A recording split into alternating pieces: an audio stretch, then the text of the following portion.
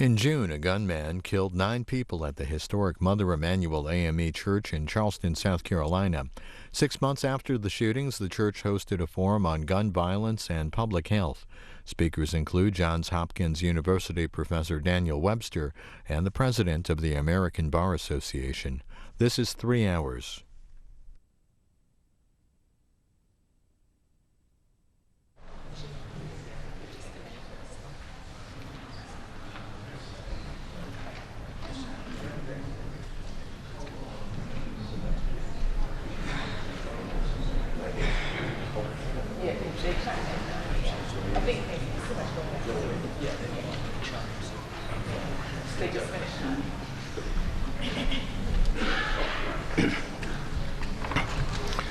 Good morning, everyone. On behalf of the entire College of Charleston community, welcome to Moving from Crisis to Action, a public health approach to reducing gun violence. And a special welcome to our friends and sponsors from Mother Emanuel, A.M.E. Church, the American Bar Association, and the Medical University of South Carolina. Thank you all for being here. And my thanks to the following organizations for their support: the American Academy of Family Physicians, the American College of Physicians, the American Psychiatric Association, the Brady Center to Prevent Gun Violence, and the Law Center to Prevent Gun Violence. I'm so pleased to be able to take part in this event. The College of Charleston is particularly honored to have a role today in this event. We are committed to serving as a center of reconciliation and a place for dialogue for our community in the aftermath of the tragic and horrific shooting that took place here in June, in which we lost one of our longtime great employees, Cynthia Hurd. She was a librarian, she was a beloved member of our campus, and she is deeply missed by our campus. We at the college want to do, are doing, and will continue to do our part to help advance our community and society forward in the aftermath of this appalling event. The college is a place where everyone can come together and to heal, and a place where we can have frank discussions about race, culture, and differences. The college was founded more than 2 centuries ago to serve the needs of the community, and we will continue to do so. Higher education has always been at the forefront of convening these much-needed conversations and conducting research into the most pressing issues facing our society. And today is no different. In the ensuing conversations we will have, I know we will discover that we have much more in common than what we think separates us. And if we can find a way to see ourselves in each other, we can and will build a more tolerant and more inclusive country. Today is going to be a tough day of conversation, but I know we have the capacity and strength of character to handle our emotions and actively listen to all sides of the issue. Growth comes from being uncomfortable, and we should all be a little bit uneasy today when engaging in these conversations. That's how we know Charleston will move forward from crisis to peace. Further, we are a better society when we communicate with each other, learn from each other, and support each other. The best of our human spirit is in our capacity to grow and change, to be lifelong learners, because that intellectual growth informs not only our minds, but it shapes our empathy and it creates our connections to others. It's in that spirit of connectivity and growth that we come together here today to explore and advance the conversation and action on gun violence crisis in South Carolina and our nation. This is an important topic to tackle, and I thank all of our panelists, national and local public health professionals, faith leaders, legal experts, and other invited guests for participating in the event. We appreciate you taking your time out of your busy schedules to be here and to contribute your thought and ideas. Today, we can look forward to engaging in thought-provoking conversations to ensure more goodness and light emerge from the hateful and dark act that occurred here at Mother Emanuel and at far too many other places across our country. Substantive change cannot be made in a vacuum. It takes all of us working together from all sectors: public health, government, business, higher education, and more.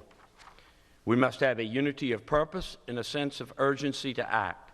And I am confident with all of the bright minds that are in this room that we will identify solutions that can and will lower the prevalence of gun violence in America. Once again, thank you all for being here. I'll now turn it over to Reverend Dr. Brenda Nelson from Mother Emanuel. After Reverend Nelson's remarks, we will hear from Paulette Brown, President of the American Bar Association, and David Clark, the co-chair of today's event and the chair of the American Bar Association Standing Committee on Gun Violence. Thank you.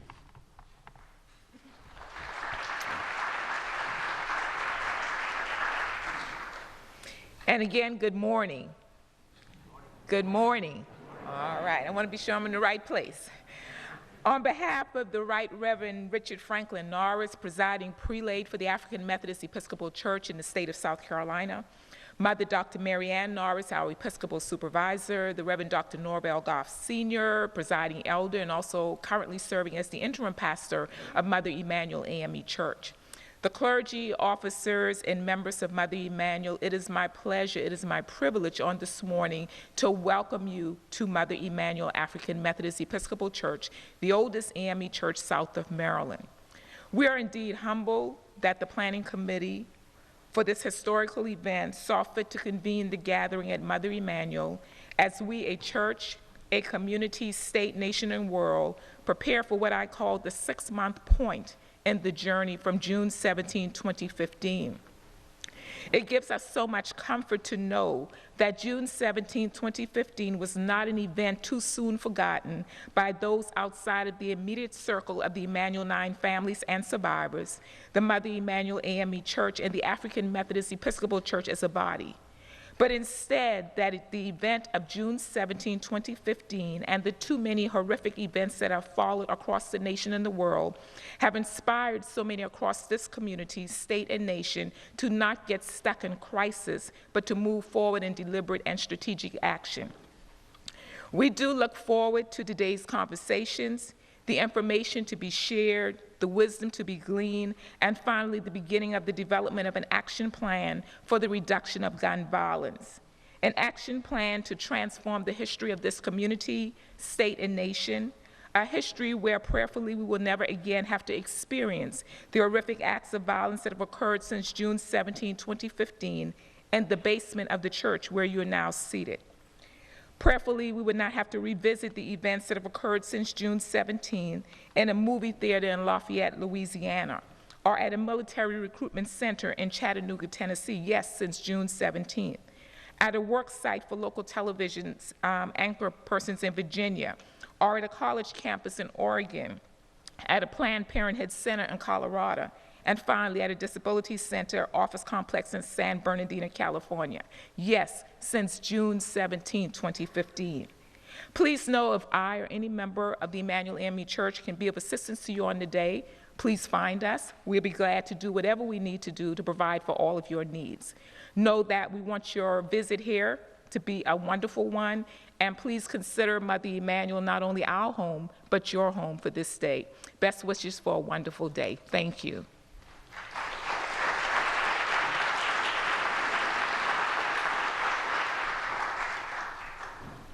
Good morning.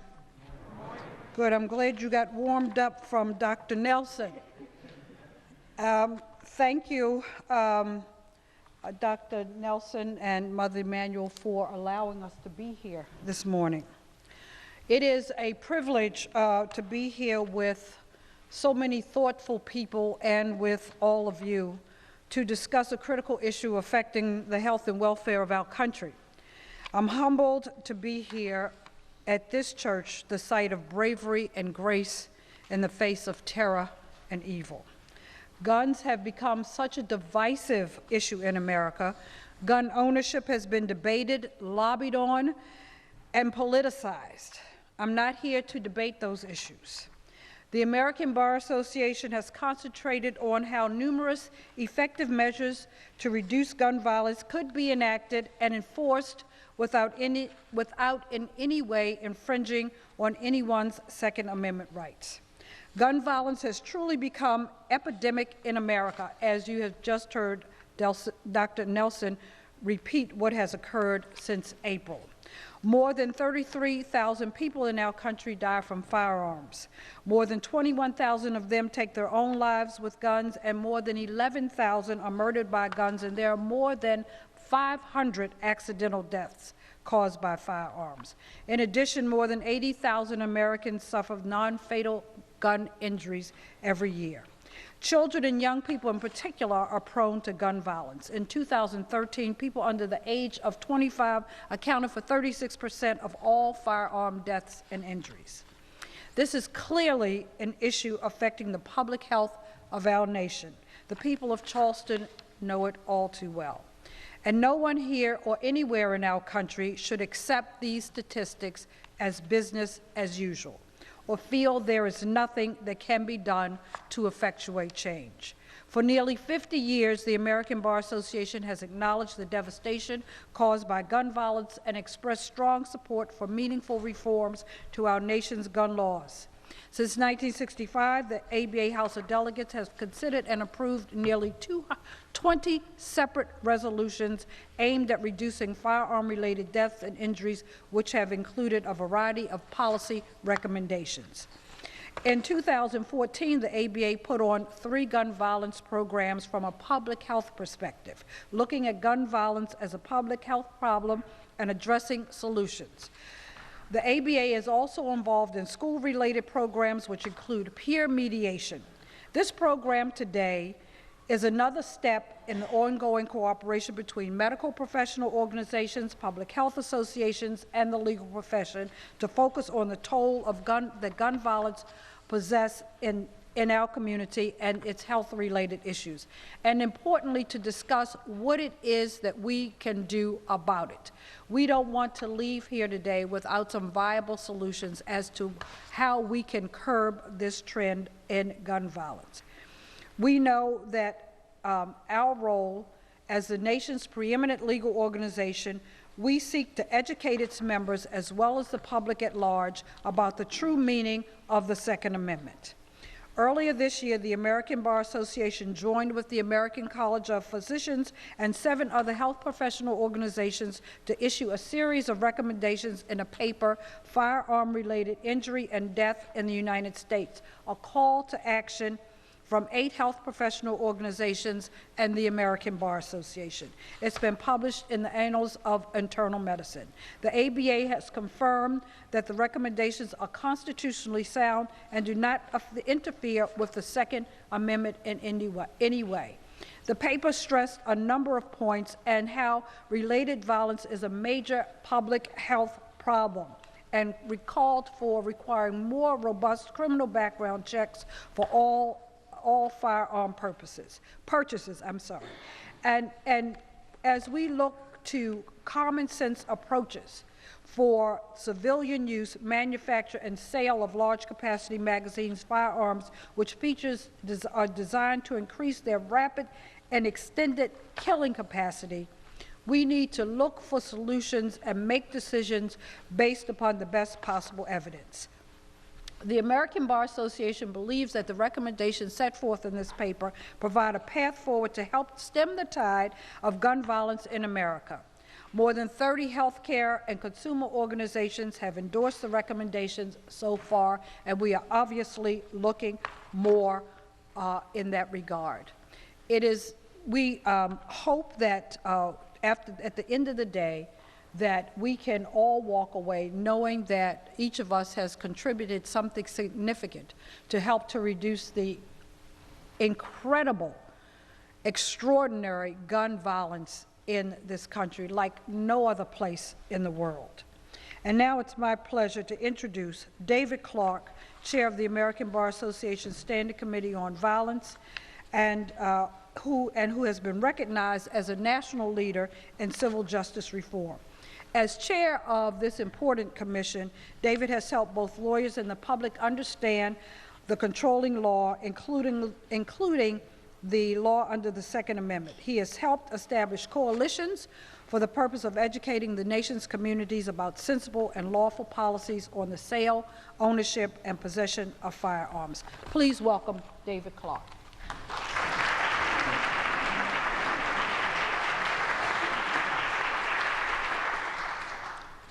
Good morning. I'm David Clark, and I live and practice in Jackson, Mississippi, so I talk like a lot of you. And we'll have some other similarities that we'll talk about perhaps with Mississippi and South Carolina. First, a couple of things. I want to give some special recognition for helping organize this program, pull this thing off, get it done, to Dean Tricia Folds-Bennett, who's Dean of the Honors College here, and Justin Pohl, the Operations Manager of the School of Education, Health, and Human Performance. They have done extraordinary work in planning and assuring that this program occurred as planned. The Dean and Justin in particular, Fran Welch, also the Dean of Justin's school, has helped as well. But I would really like to give a special thanks to Dean Tricia and Justin, if we could, for their work.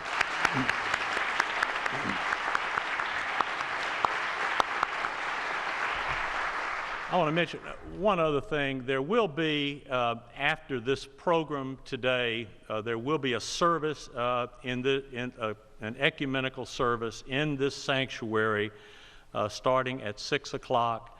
I think it will be a healing and memorable experience, and everyone is certainly invited. Let me give you first a brief overview of today's program. You have a lot in store for you. We start with Dr. Daniel Webster of Johns Hopkins School of Public Health, probably the top public health researcher and writer on gun violence in the world. We're fortunate to have him here today. This program revolves around taking a public health approach to curbing the plague of gun violence in this country, and it is so appropriate to start with Dr. Webster. Among other things, he is Professor of Health Policy and Management at the Johns Hopkins Bloomberg School of Public Health and is the Director of the Johns Hopkins Center for Gun Policy and Research, and other things. Professor Ron Sullivan of Harvard Law School is the next featured speaker, although, as I will mention, this program, Professor Sullivan's flights got mixed up, connections and things like that. He will be here, if possible, after lunch, so we'll probably be shifting some of the panels and speakers up a bit, and we'll get to him. But Professor Sullivan is a leading theorist in areas of criminal law, criminal procedure, trial practice, trial techniques, legal ethics, and race theory.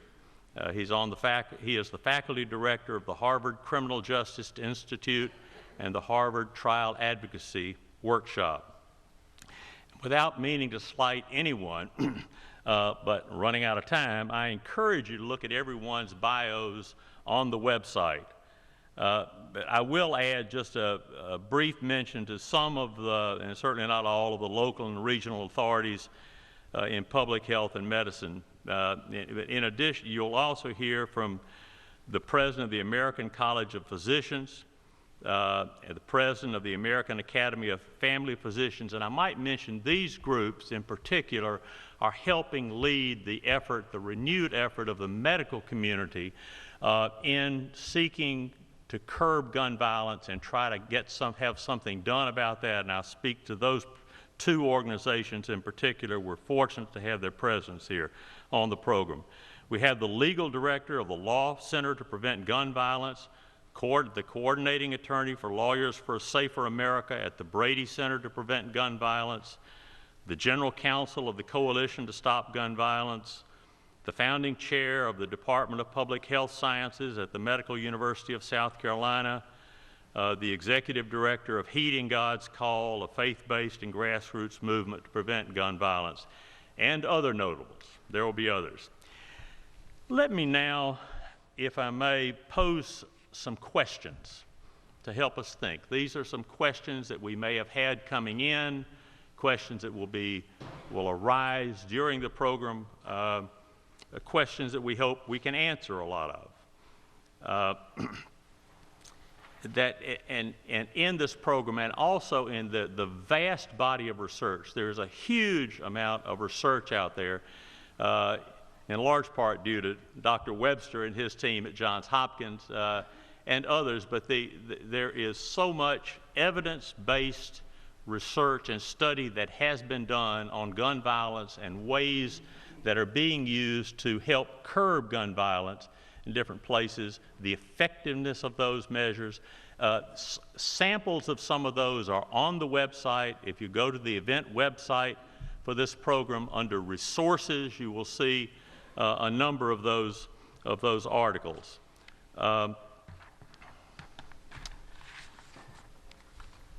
To start off, put a framework before the questions. We know gun injury and death in the United States is far higher than anywhere else in the developed world, by far.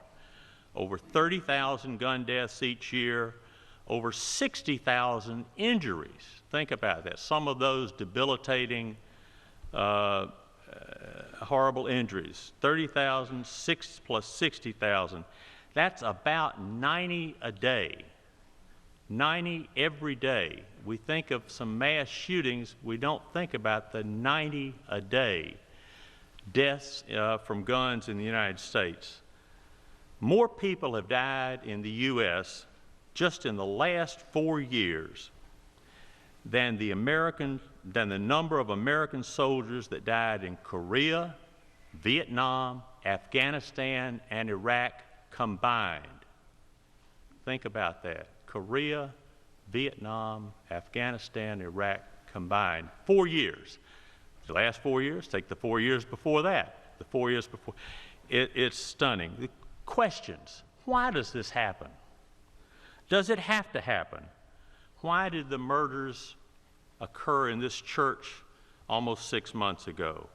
Why Colorado, Minnesota, San Bernardino, and others in the last week? And then to say nothing of Sandy Hook and so many others. The 22 children plus their teachers at Sandy Hook, but about that number of children die every day in this country from gun violence.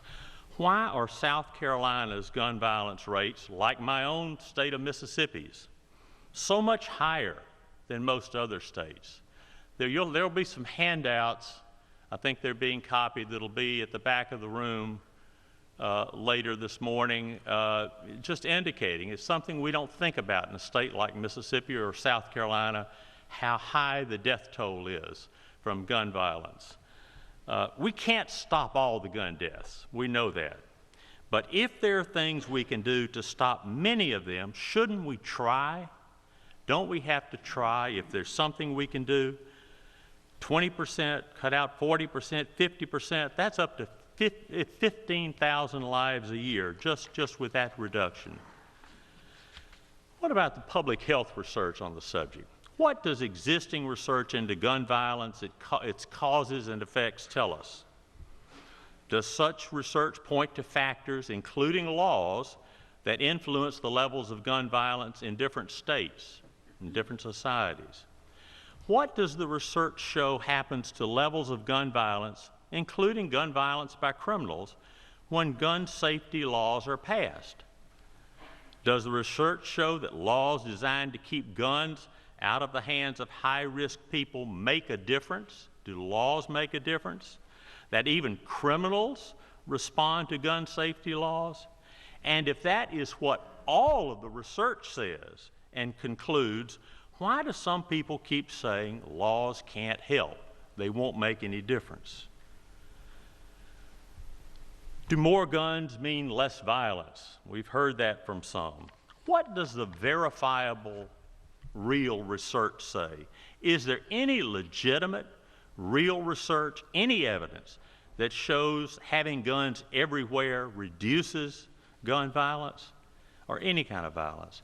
And if there is no such evidence, what should we do when we're faced with those that more guns claim? Guns in the home. Does keeping a gun in your home really protect you, really make your family safer? Would it make a difference to you if all the research and legitimate studies on that question reached the same conclusion? And what if we encouraged or required people with guns in the home to store the guns securely, where children or other vulnerable family members could not accidentally or impulsively use them? Smart guns. What is the feasibility of smart guns? You may have heard something about this. Guns that can only be fired by a certain person, by a certain fingerprint, a certain palm print, so only by that person. If smart guns are not only feasible but could be made available, why are they not available for purchase? Who could be opposing the sale of such smart guns? The Second Amendment. This Second Amendment is something, as Paulette said, that we feel a sort of a special obligation, I think, in the ABA to speak out about, because there are so many that are saying things that are so untrue about the scope of the Second Amendment. Second Amendment is what our courts, our Supreme Court, say it is. Second Amendment is not what somebody on their own, contrary to the courts, says, this is what I think is my Second Amendment rights, and you're stepping on them. Are there legitimate concerns that gun safety laws violate Second Amendment rights? What have the courts, especially the Supreme Court, said?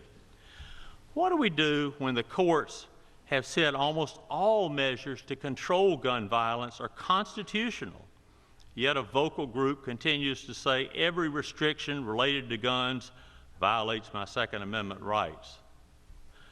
What does it mean when certain groups still mount challenge after challenge to any regulation of gun sales or possession, even though about 95% of those challenges have been rejected by the courts following the Supreme Court decisions?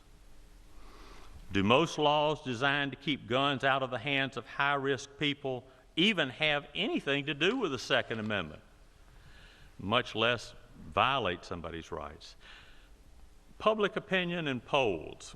What does it mean if substantial majorities of the public, in poll after poll, say they support universal background checks and other reasonable measures to keep guns out of high-risk hands, the wrong hands, but legislatures and Congress won't take up the issue?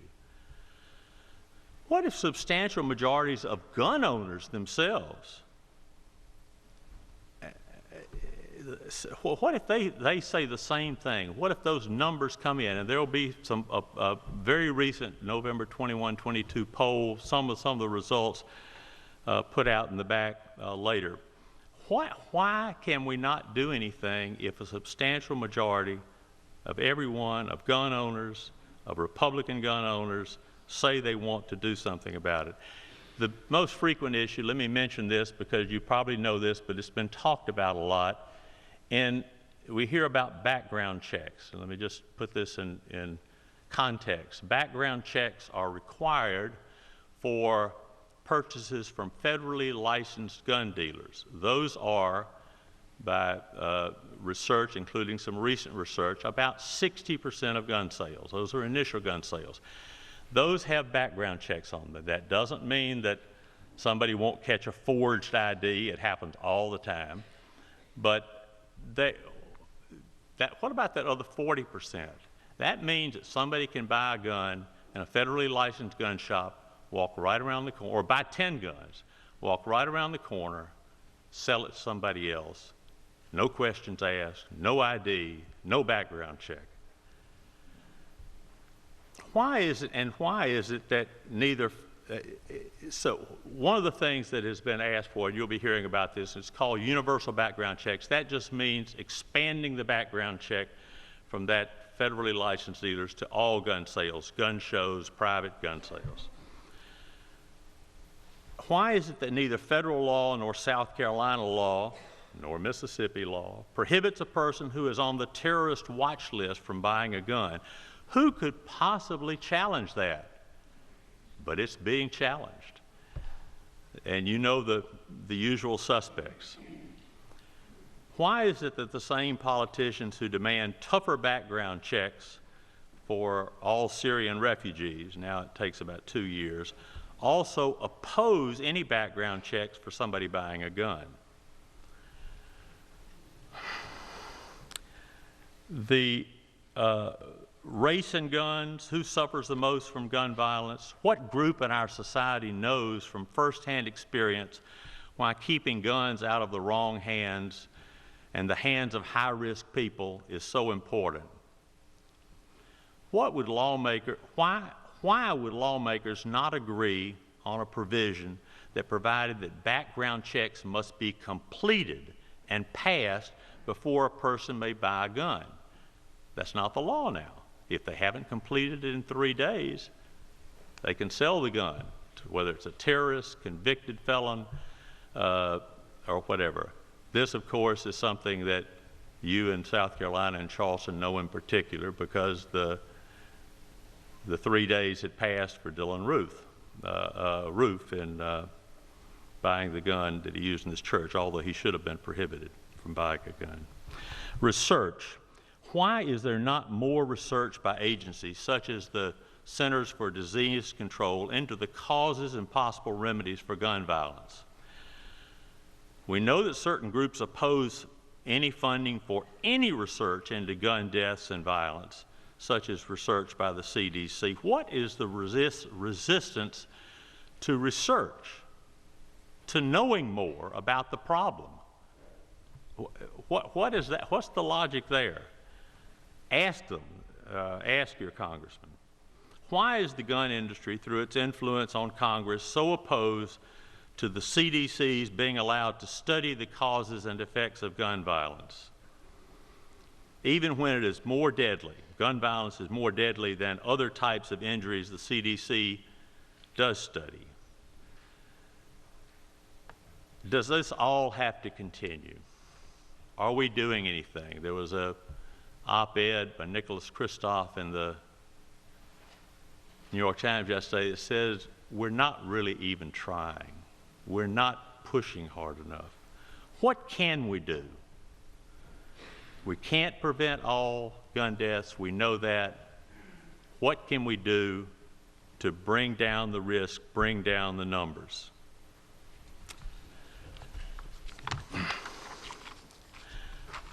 For the invocation today, before the program begins, we're fortunate to have Rabbi Stephanie Alexander of KK Beth Elohim here in Charleston, a congregation founded in 1749. This is one of the oldest Jewish congregations in the United States, and it is acknowledged and recognized to be the birthplace of Reform Judaism in the United States. Rabbi? There you are. How are you? Okay, who's this way? Good morning. Friends, let us pray. O source of wisdom, resolve, and power, as we gather today a diverse and determined cross-section of this great city, we dedicate ourselves to the primary task you have set before us all, not just today, but every day, to safeguard the health and well-being of our community, body and soul. As we learn and reflect, strategize and deliberate today, grant us the wisdom to see with focus and clarity how the proliferation of gun violence threatens every part of our well-being. Confirm our resolve to reject the status quo that steals blameless life and terrorizes innocent souls. Solidify our power to shape a new reality, one where fear yields to hope, acquiescence becomes courage, violence gives way to peace. A modern-day Isaiah might tell us to beat our handguns into plowshares, our rifles into pruning hooks. But today, let us aspire even higher.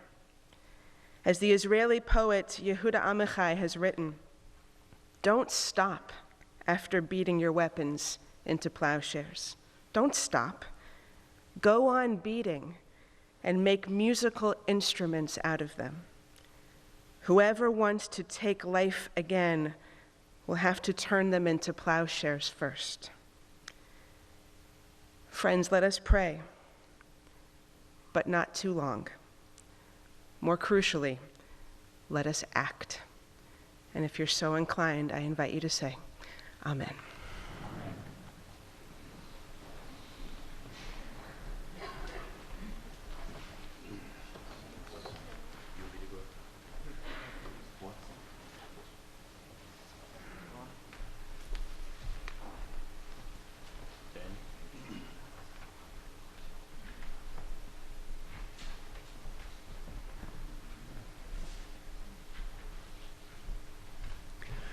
Good morning. My name is Daniel Webster. I'm a professor at Johns Hopkins and direct the Center for Gun Policy and Research there.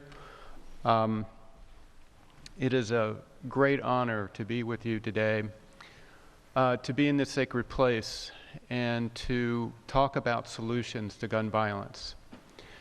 I have a tall task. I have to, within about a half an hour, encapsulate how you apply public health to a problem like gun violence. I actually do this in a 9-week course.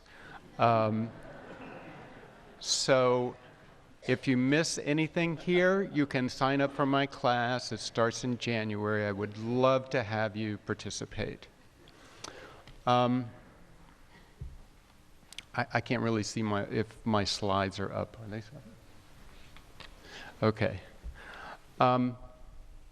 So I'm going to start mentioning just some basic information about the public health impact of gun violence in America, but not really dwell on that. I'll show you a lot of numbers, but each one represents a life. And we can't lose sight of that. There are far too many. As was indicated, we have more than 33,000 a year in the United States who die by gunfire.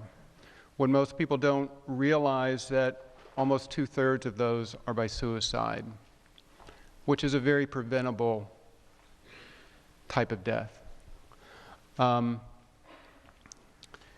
We have over 11,000 homicides with guns per year.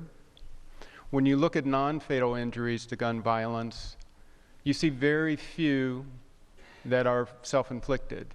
Why is that? It's because the vast majority of time that someone is so desperate to attempt to take their lives, when they have ready access to a firearm, they succeed. But the vast majority of non-fatal injuries from firearm violence in the United States are from acts of violence against one another, criminal acts of violence. But to get some perspective on what this actually means on the public health of a population, you can begin to get a feel for this when you look at the leading causes of death for males.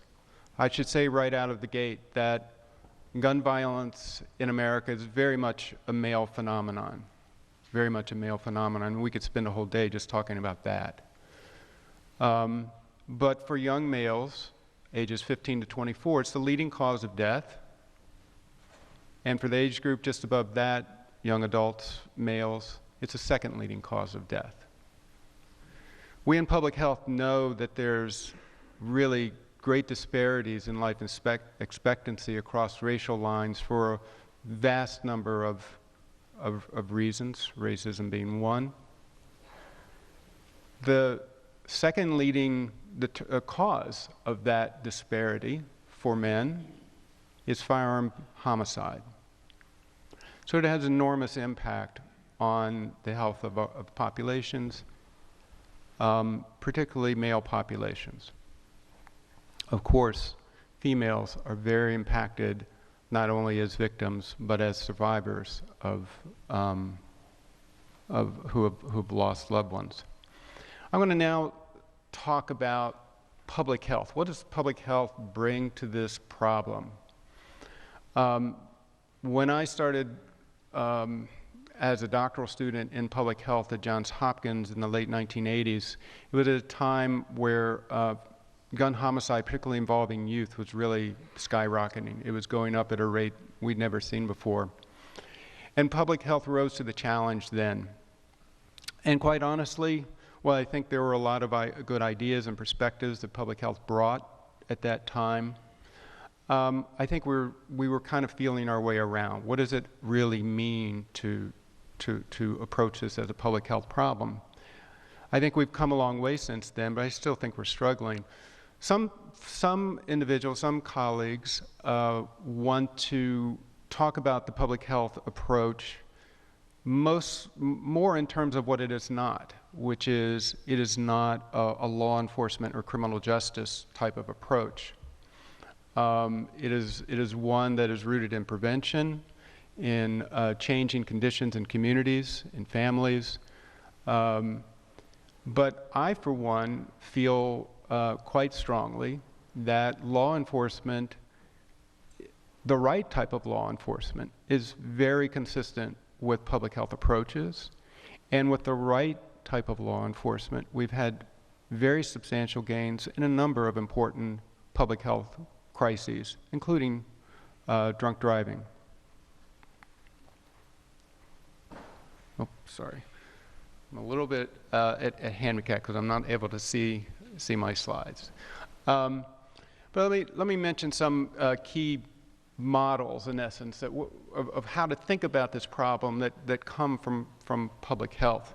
I think we start from our long tradition of studying risk, epidemiological approaches to understand how risk changes and is different across different demographic groups, different differences in space and time, and how they are connected to one another, how your risk is quite connected to the individuals who you closely associate with. Thank you.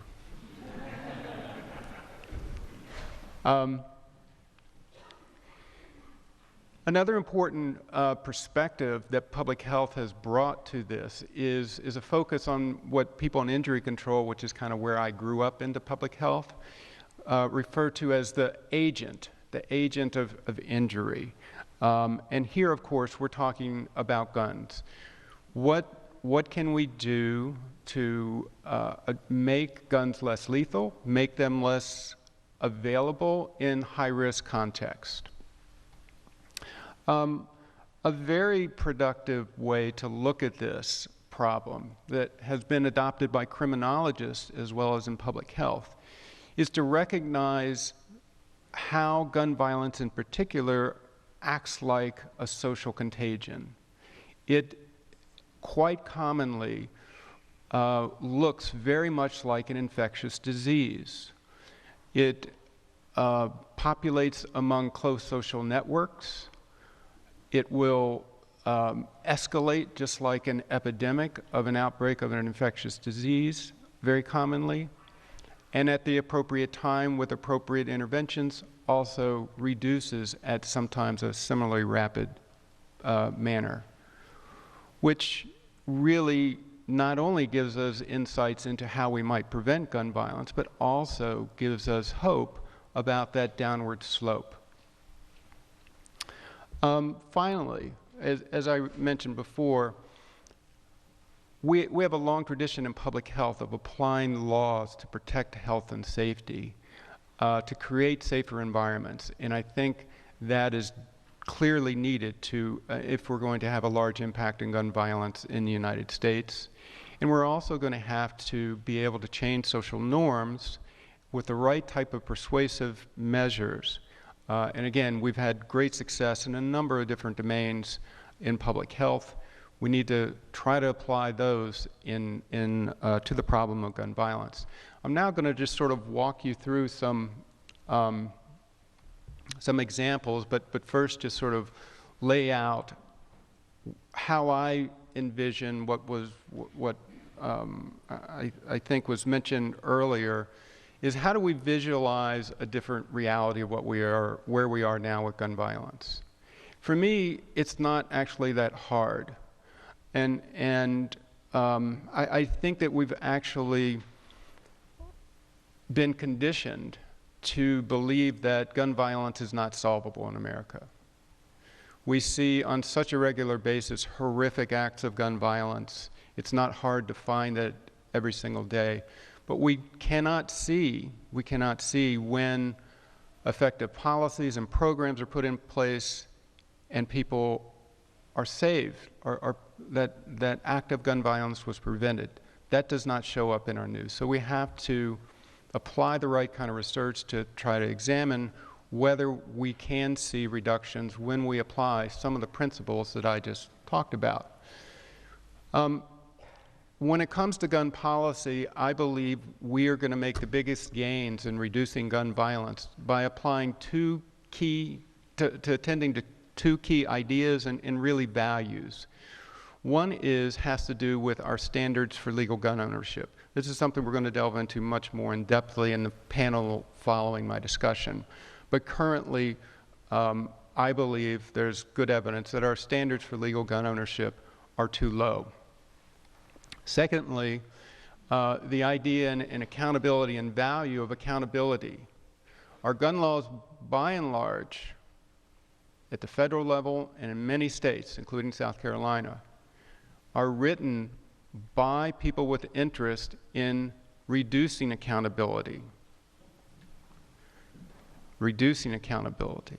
Background checks is the most glaring example of that. It's not the only example. So I'm going to talk about how do we address accountability more to reduce access in high-risk context. The other way we're going to do this is to change social norms, particularly in high-risk groups and contexts. And then finally, very focused law enforcement that is geared towards deterrence, which is, in public health terms, prevention. Let's start with thinking about the standards for legal gun ownership. We published a study in 2012 where we looked at a large database of surveys of inmates at state prisons. And we looked at the 13 states with the weakest standards for legal gun ownership to determine the individuals who were incarcerated for committing violent acts with firearms, were they prohibited at the time, legally prohibited from possessing a gun at the time they carried out that act. What we found, I think, might be surprising to some, which was 40% of those individuals were legally prohibited. The most important part of this very simple pie chart that looks at who was prohibited, who was not, and wouldn't have been in any state in the United States, which is the yellow slice there, 31%. But 29% of those offenders would have been legally prohibited in a state with higher standards. If you think about the capacity for background checks, as an example, as a way to reduce gun violence, think about how much greater impact you can have looking at this simple pie chart when you combine the black slice of the pie to the red slice of the pie.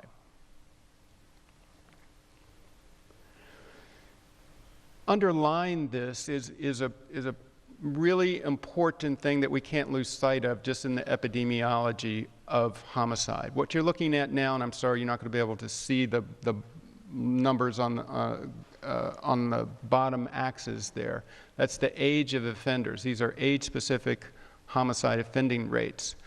But what you see is incredibly rapid rise during adolescence that peaks during the ages of 18 to 20 and declines after that quite substantially, particularly after 30, the risks become reasonably low. So much of that slice of the pie, that red slice of the pie, actually had to do with individuals who were in this 18 to 20 range and could legally possess firearms in some states and not in others. And in others, another part of that were individuals who were prohibited temporarily because they had committed serious acts of violence as juveniles. This is a concept we'll come back to in the panel. When states have expanded their prohibiting conditions for having firearms to address broader areas of risk, we've commonly seen reductions in violence as a result. When states prohibited individuals from having firearms when they had a restraining order for domestic violence, studies we've published shown significant reductions in intimate partner homicides of between 8 and 19%. When California expanded its firearm prohibitions to individuals convicted of certain violent misdemeanors beyond domestic violence, they saw a 29% reduction in violent offending by the affected group. In a study published in a book that we put out in 2013, Jeff Swanson and his colleagues at Duke found that when the state of Connecticut expanded put the records in the system so that individuals who were prohibited because of serious mental illness, that the affected group, their rates of violence were cut in half. And then finally, another study found that when you compare over time and across states, as states started to expand the type of conditions for which they were screening and prohibiting people, you saw greater reductions in gun homicides. So, accountability measures. How in the world do we keep guns from people who shouldn't have them, at least temporarily? That is the real conundrum here. I want to talk about first a very important conduit. How do guns get to criminals? Well, 99.9% of guns that are used in crime start out from an initial sale by a licensed gun dealer. And what we know is that the common place of diversion quite often is right at that nexus, right at that initial retail sale. There are a very small percent of gun dealers that account for the large majority of guns used in crime. So the vast majority of licensed gun dealers seem to be completely law-abiding and careful individuals, and it is relatively rare that they sell a gun that is used in crime. That is not the case for roughly 5% or less that account for the lion's share of guns used in crime. We've published now 2 studies that looked at undercover stings of problematic gun dealers. When they made blatantly illegal sales, they were sued. In some cases, criminal charges were brought. And what we found in Chicago, a reduction in the diversion of guns to criminals from in-state dealers of 62%. A very similar approach in Detroit yielded a 36% reduction in diversion of guns to criminals right after a retail sale, shortly afterwards. And then New York City, where we had slightly more specific records, where we were able to look specifically at the dealers who were targeted with the lawsuits. And in the New York City case, New York was not asking for a dime. What they asked for was to change the way you go about selling firearms. They had a code of business conduct. 82% reduction in the probability that guns sold by these dealers later ended up in crime in New York City, 82%. Accountability. Another example, many may have seen in the news a gun shop outside of Milwaukee recently in the news with a lawsuit relevant to an illegal straw purchase that led to permanent disabled of 2 police officers. But that gun shop had a long history that I've actually been involved in researching. Back in the late 1990s, the ATF published research showing that no gun dealer in the entire nation sold more guns that were later recovered in crime than Badger, right outside of Milwaukee. Simply acknowledging that, simply announcing that publicly, led those gun dealers to change the way they sell their firearms. And I'll show you that graphically in just a moment. Subsequently, Congress came once again to the defense of problematic gun dealers and passed a set of amendments that did a variety of things to shield gun dealers from anybody knowing what in the heck they were doing and how many guns that they sold they were later used in crime. And I'll show you what happened from that. They eventually lost their license in 2006, but that was then handed over to a family member that, again, led to them getting sued. This will be hard to see for some in the back, but what we're tracking here is diversions of guns to criminals right after a retail sale. And the solid line is for Badger Guns and Ammo. And the first vertical line is where the announcement that they sold the most guns used in crime. And we documented a 77% reduction in guns going from Badger into the hands of criminals following simply acknowledging that and the gun dealers voluntarily making steps to improve their business practices. But when Mr. Tiart gave them protection along with many other bad apple gun dealers in 2003, we documented that there was a 200% increase in the flow of guns coming from Badger into the hands of criminals after Congress gave Badger and other gun dealers that protection and lack of accountability. Two other case studies I'll tell you about that are very important for public policy. Two changes in state laws that mirrored one another in which affected background check requirements, universal background checks, as David Clark was explained so nicely, but also through a permitting process where you had to go to local law enforcement to get your permit to purchase handguns. Missouri had such a law for many decades until it decided in 2007 to repeal that law. So rather than either go to a gun shop, you could, rather than go to the local law enforcement first, you went into the gun dealer or you found somebody online or some other way where there was no background check. What we documented, I don't have time to go through each of these bars, but this tracks the proportion of guns that ended up being used in crime very shortly after a retail sale. And they correlate perfectly to when this law changed. You saw a twofold increase in these diversions shortly after a retail sale, a diversion of a gun to a criminal.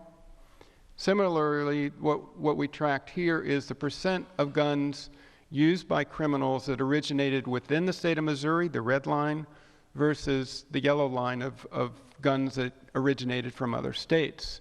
This correlates, again, perfectly for when they changed their law so that guns became far more readily accessible to criminals within Missouri. This graph shows you the difference in Missouri's gun homicide rates minus the rest of the United States. And what you can see here again is a very abrupt change that coincides perfectly with the change in them getting rid of their background checks and permit to purchase system for handguns. Roughly, the difference is about a threefold difference from what it was during the years just before versus after. And what we've concluded from our analyses is that if you just look at the first 3 years of data, you see a 25% increase in gun homicides associated with this law.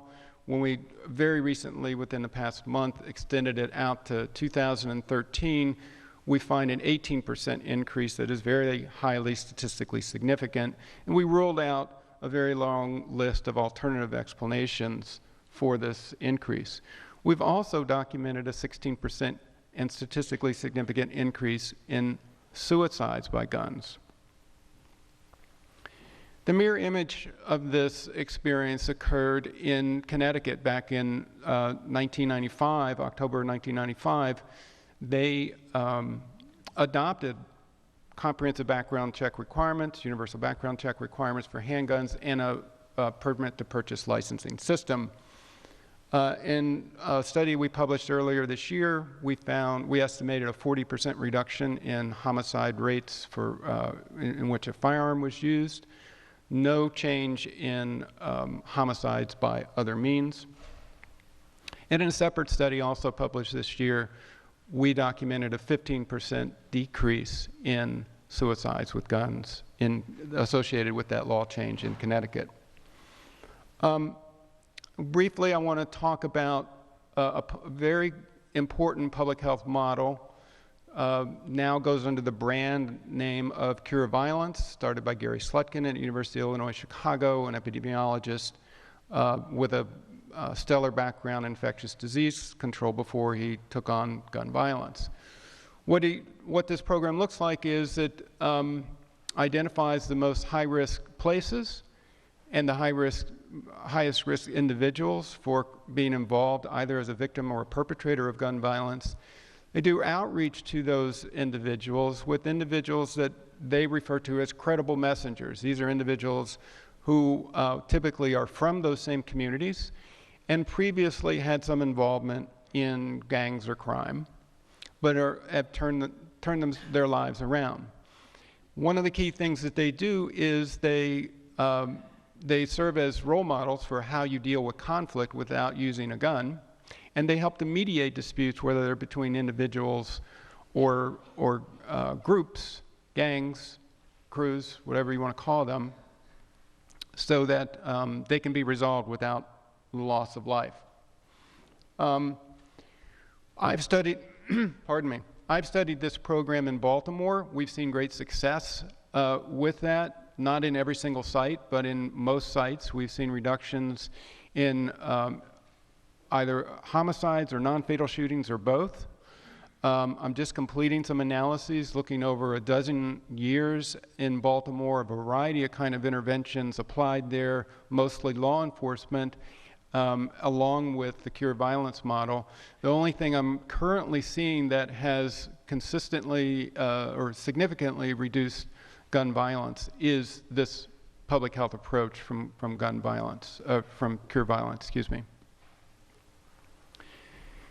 I referred to this idea of focused deterrence. This comes from a criminologist, David Kennedy, who has had an enormous impact on how we approach and try to prevent urban gun violence through, again, a very similar process of first identifying where the risk lies. Quite often it is connected to networks of individuals, and they do call-ins to confront those individuals to say, we know where you are, if you don't stop it, you will go to jail, but we would rather not put you in jail. What we would like you to do is simply stop shooting each other. What's important with this model is that it is not only a message coming from law enforcement, it is a message coming from community, moral voices of the community, from individuals that these guys, or almost all guys, respect. Also, I should say that these individuals are also offered a variety of services and assistance to change their lifestyle so that they're not at risk for being involved in gun violence. And in recent iterations of this model, there's also much more attention paid to legitimacy of police, so it's done in a fair manner, applied in a fair manner. No other intervention has consistently reduced gun violence as much as this model. So in 7 of 8 studies reviewed, a fairly large effect in reducing gun violence. When the model is applied to try to curb just the selling of illegal drugs, the effects have been much less, although there was some success in High Point, North Carolina, with such a model. I'm going to conclude it there because I want to make sure at least I have a few minutes for some questions or comments. Do we have any? What? I got longer? Okay, I'm doing good. So, just to summarize very briefly again, the most important thing, most important takeaway is there are things that work, okay? Gun violence, our levels of gun violence are is not something that we don't know how to address. We do know how to address these. These are very cost-effective approaches. Gun violence has an enormously high cost to our society, aside from the loss of lives. Our biggest public health and societal impact is what has been referred to before. It's terror, it's fear. We alter our lives. When we apply these measures, whether there are policies to keep guns from dangerous people or other measures as behavioral measures through public health or complementary measures with focused deterrence, we see significant reductions in gun violence. These are all approaches that have high acceptability to the public. We need to act. Yeah. Good morning, everybody. Good morning. If we could all just settle down, we will get started here.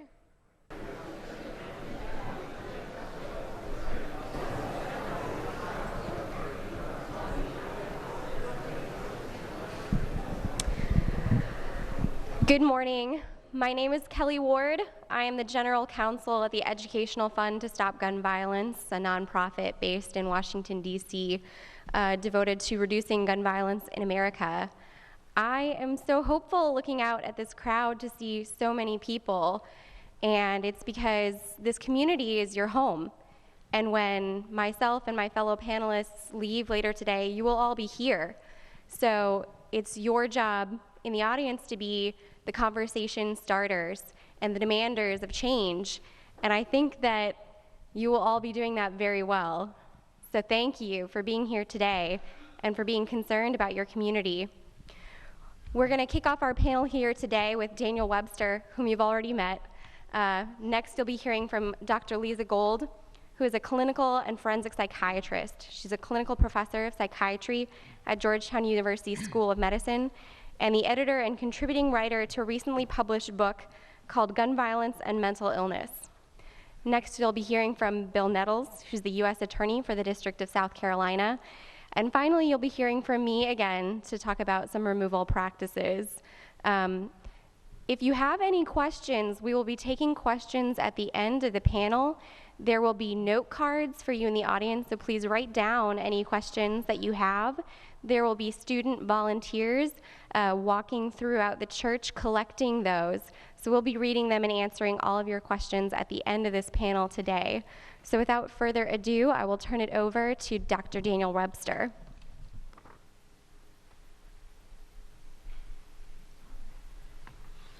Thank you, Kelly. I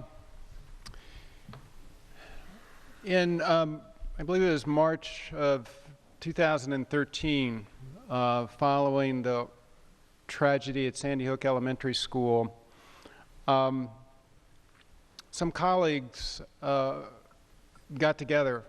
Well, first of all, I should say, I was approached by Josh Horowitz, who runs the Educational Fund to Stop Gun Violence, who also is a faculty member at Johns Hopkins who teaches health advocacy.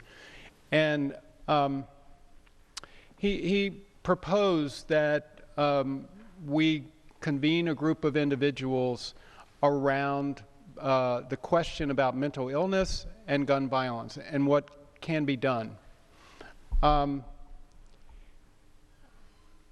confess I was very skeptical. I said, haven't we tried this before and failed miserably? He said, yes, but I have hope. There's new ways to look at this. And we did. We put a lot of stakeholders around, clinicians, researchers, people with expertise in gun violence and in policy and legal analysis. And we did spend roughly 2 days together and came up with something that I think has been incredibly productive, that has really helped us reframe and repurpose how we think about this problem. And I'm going to talk about sort of one component of that. Dr. Gold is going to cover in a far more in-depth way the mental illness and gun violence questions.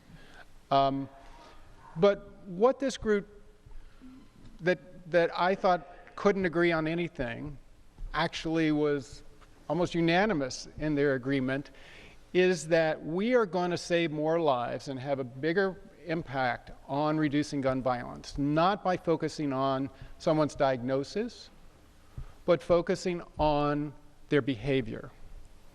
What are they doing? Are they doing violent, dangerous things? And if they are, how could our policies make guns less accessible to such individuals, at least in the time frame and in particular points when that is most important. Risk is not static. Risk changes enormously over time, as my age curve showed you. So what came from that is a set of reports with recommendations that I'm going to talk to you about now that come under that first category that I was talking about. What should our standards be for legal gun ownership? And we came up with reports both for federal changes. I'm going to talk about, there's a lot of commonality of what needs to happen at the federal level as well as in many states. So I'm going to focus on the state recommendations from the state report and just talk a little bit about that. And we can talk more when we get to the end of this. But so first of all, we did address something that we felt was quite important as it relates to mental illness disqualifiers. There's been enormous change between when policies went into place that focused on people being assessed for their mental condition and dangerousness, and then commonly put into an inpatient hospital situation. We now live in an age where that is far less common, and the same sort of behaviors and risk occur, and there's involuntary treatment for outpatient treatment. So one of our recommendations was that we enact new legislation temporarily prohibiting individuals from purchasing, possessing firearms after short-term involuntary hospitalization, and that the prohibition be predicated on clinical finding of danger to self or danger to others. There are some other kind of involuntary commitments that actually have nothing to do with dangerousness, and therefore are too broad in there. So basically we're saying we need to focus again on the risk. Secondly, that there should be a restoration of someone's ability to purchase or possess a firearm following a firearm disqualification from mental illness should be based on an evaluation of a qualified clinician, finding that the petitioner is unlikely to relapse or prevent a danger to self or others. The other set of recommendations that we focused on did not have anything directly related to mental illness, but are more directly related to these risks. And again, they address some of that red slice of my pie chart I showed you before, where there are individuals doing risky things, dangerous and violent things, but who are not prohibited in many states. So first of all, we recommended that convictions for violent misdemeanors should disqualify from firearm ownership, at least temporarily. The domestic violence restraining order prohibitions for guns should be also relevant when there's a temporary order. That is actually when the risk is greatest. In most states and at the federal level, the firearm prohibitions only apply when there is a final order, not in that temporary stage. And all the research that we've done and others have done has shown that it's really during that temporary order where the risk is greatest of someone being killed. So access to firearms is very important. And we found, for example, in that context of domestic violence, that risk of lethal outcomes increases 5-fold when the abuser has access to a firearm. We also recommended that anyone with 2 or more alcohol-related convictions, drunk driving, for example, should again temporarily disqualify someone from having a firearm for at least 5 years. And similarly, if someone's convicted of 2 or more misdemeanor crimes involving controlled substances. I think that last one is probably the most vexing, difficult one that we're still wrestling with. There is a very broad range of people convicted for misdemeanor crimes involving drugs. Many of them are not violent at all and pose not much risk. Some, frankly, quite the opposite. I know in the city of Baltimore that it's very difficult to get convictions on violent crimes because witnesses won't testify. But commonly, police find a way to put them behind bars, often through drug violations. So there's a span of risk there in this category that we're still wrestling with ourselves.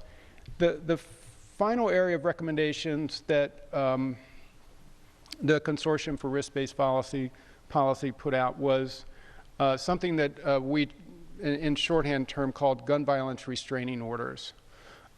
This would authorize law enforcement to remove guns if an individual poses an immediate threat to themselves or others.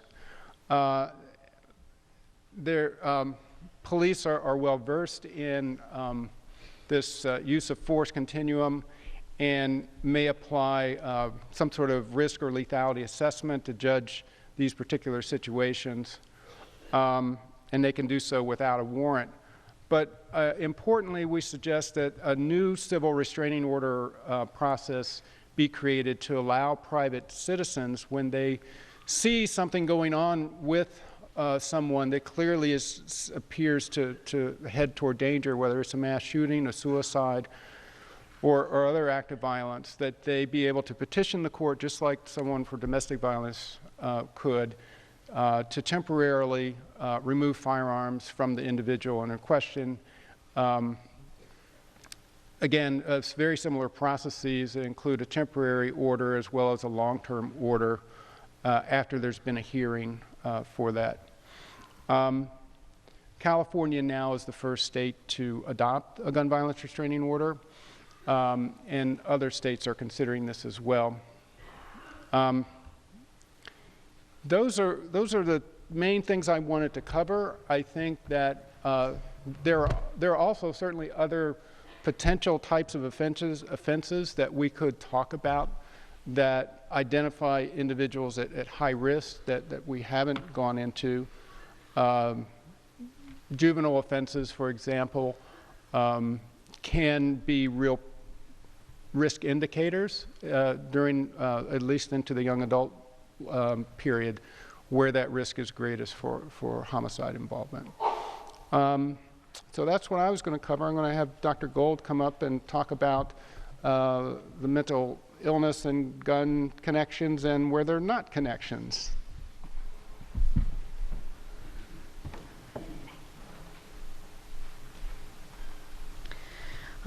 Thank you, Daniel, and I just want to thank the organizers and backers of this meeting. I'm really humbled and honored to be representing the American Psychiatric Association here today and to be invited to speak in this venue and share some of what from a mental health perspective are some of the issues around gun violence and mental illness.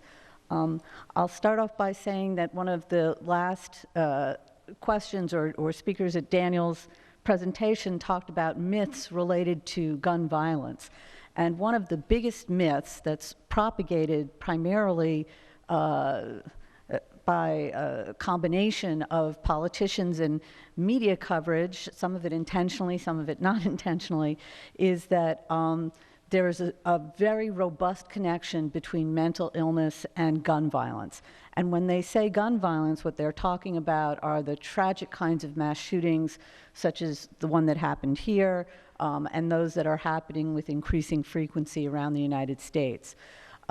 The reality is, and the numbers are very clear on this, if you look at people who die every year by gun violence, as Daniel's chart demonstrated, the largest number of those individuals, about 2/3, are suicide, completed firearm suicide, I'm sorry, completed suicides, of which firearms are more than 50% of the means used for suicide.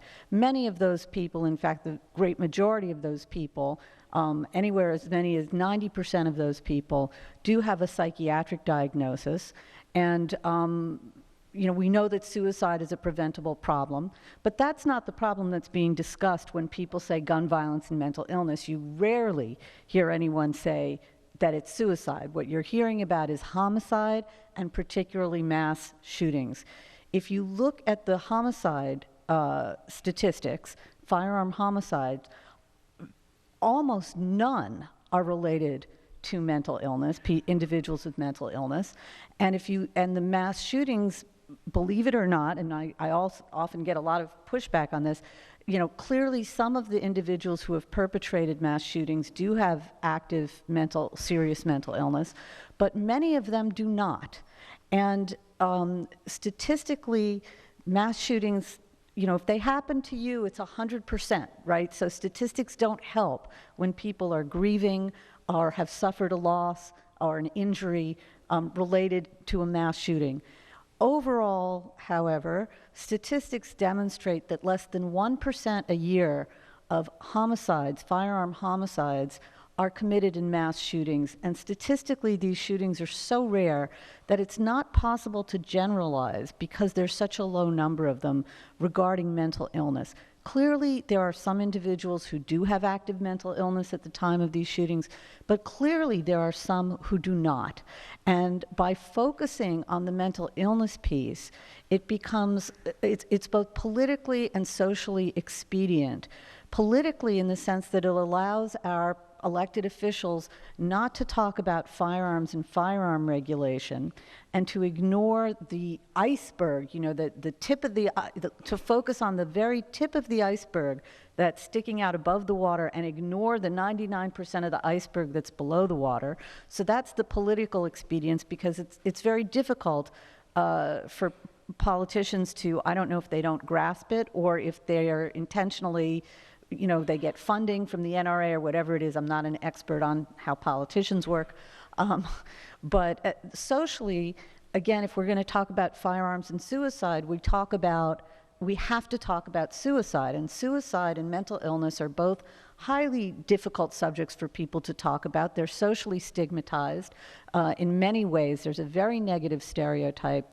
And the way this myth gets perpetrated, or propagated, I shouldn't say perpetrated, but propagated, is a mass shooting occurs. It's a heinous, heinous thing. None of us can imagine how someone, could come into a place like this gorgeous, beautiful church and kill a bunch of people who are worshiping. I mean, how can you do that?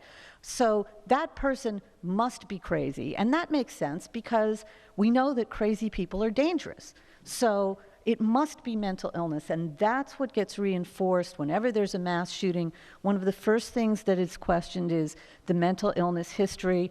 But what I've noticed or observed is if there isn't a history of mental illness, the focus quickly moves on to some other aspect. So, here, and it's not that these are not issues when they are, for example, the Confederate flag or terrorism or even mental illness. There's no question that those are issues that face our society and need to be addressed. But they're only weakly connected in the sense that it's being delivered with mass shootings, certainly, and with gun violence in general in most cases. So one of the things we have to really be consciously aware of is that when we hear people saying, well, in order to do something about gun violence, we have to do something about mental illness, I'm all for more resources for people with mental illness. The mental health system in this country is woefully underfunded and fragmented. It's a very difficult thing to access assistance for people who are seriously mentally ill. It's difficult even if you're not seriously mentally ill. The system is so difficult and bureaucratic, et cetera. It's just almost impossible to navigate even under non-crisis situations, and people in crisis are obviously not at their highest level of functioning. However, if suddenly we fixed the mental health system tomorrow, 90 to 95% of the violence in this country would still continue. And that includes the gun violence, with the exception of suicide, which we know is preventable through various means, and one of them is mental health treatment. So I think one of the important messages, and as we move forward and start activating people and taking action, is to understand that when mental illness is brought up in the concept of mass shootings, whether the shooter has serious mental illness or not, overall it's a red herring to avoid talking about some of the interventions that Daniel so eloquently has discussed, and also that for which there is evidence that these things are potentially viable and workable solutions. The analogy for the gun violence restraining order, which came out of that meeting that I was fortunate to be at, psychiatrists and other mental health professionals do that kind of thing on a regular basis without a law, and it doesn't just have to be mental health people who do it. If you know someone who's in crisis in your community, with or without mental illness, they don't have to there are people in crisis for all kinds of reasons. Young people get in crisis at school when they're getting in trouble at school. People are in crisis when in the context of domestic situations. People have job crises, other alcohol and drug crises. It doesn't have to be mental health crisis. We have to look at people in crisis and what happens when they have access to mental illness. That's what the evidence base shows us, that there are high-risk times for all of us. Any of us could be subject to a high-risk moment. Risk changes over time. During those times, we need, as socially as well as legislatively, to have an understanding that people should not have access to firearms at high-risk times. How do we do that? The same way we do it in many cases with driving and alcohol. Friends don't let friends drive drunk. Friends don't let friends in crisis have their firearms. You don't have to be confrontational. Psychiatrists do it all the time. I shouldn't say all the time, but frequently, mental health professionals. People are willing to voluntarily give up their firearms much more often than the controversies that are out in the public make you think. People tend to be very ambivalent about violence and suicide. There's part of them that wants to do it and part of them that's holding them back, and then at a certain moment that tips. The problem with guns, as opposed to any other lethal method of harm, is that it's so lethal and so immediate that there's really no time to change your mind, which, by the way, many people do. In the act of committing suicide, they will change their mind. People have changed their mind on the way down from the Golden Gate Bridge. They change their mind in the middle of the jump. And we know this because very few people have survived and have told us this. So you don't get many survivors of firearm suicide. It's about 85 to 90% lethal. The next most common method of suicide doesn't have close to that level of lethality. I believe it's about 30%. Overdose, which is a common method, has about 2 to 3% lethality. So you can see the huge difference in the means used. So mental health treatment is one way, means restriction is another way. We'll have a tremendous drop in suicide rates.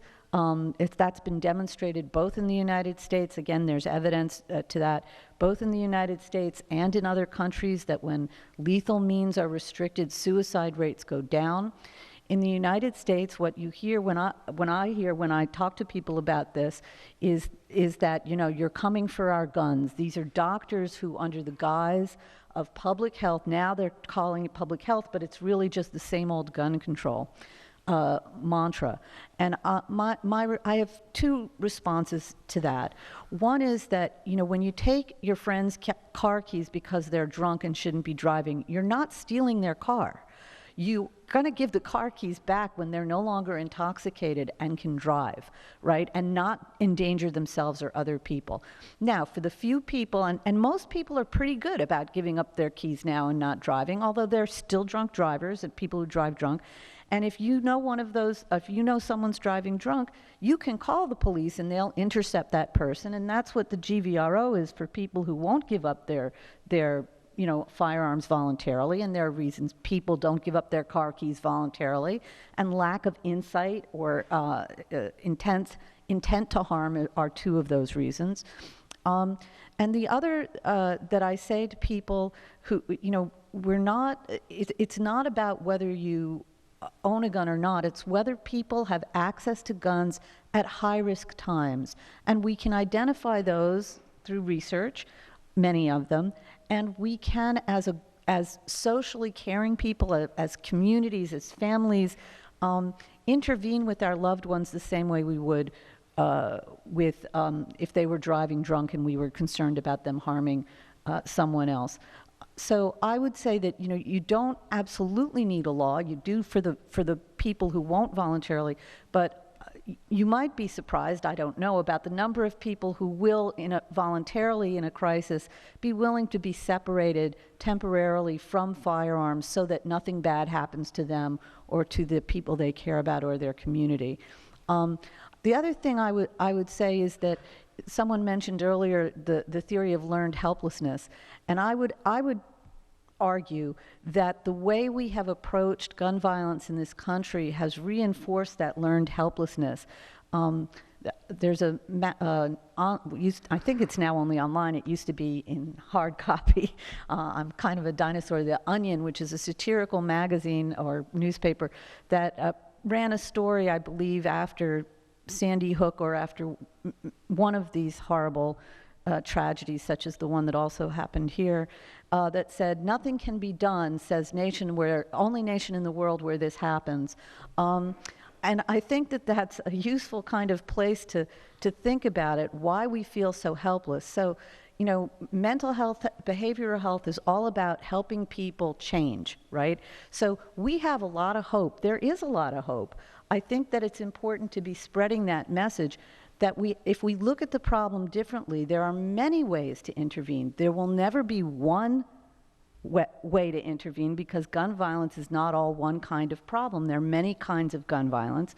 But if you just think about suicide for a moment, which is where I come from, this place, you know, if we could decrease the suicide rate, suicide is the 10th leading cause of death in the United States. If we, and more than 20,000 people a year die from firearm suicide. If we could decrease that by even 10% or 5%, how many people is that?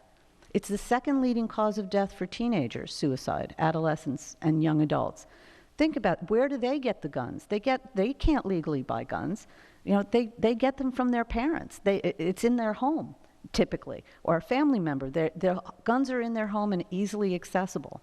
We can intervene in all kinds of ways without legislation, although we also have to have the legislation too, but from a place of caring and concern where something's going south. It rarely happens overnight. There are usually signs, warning signs, not always, but often, that someone's heading into crisis.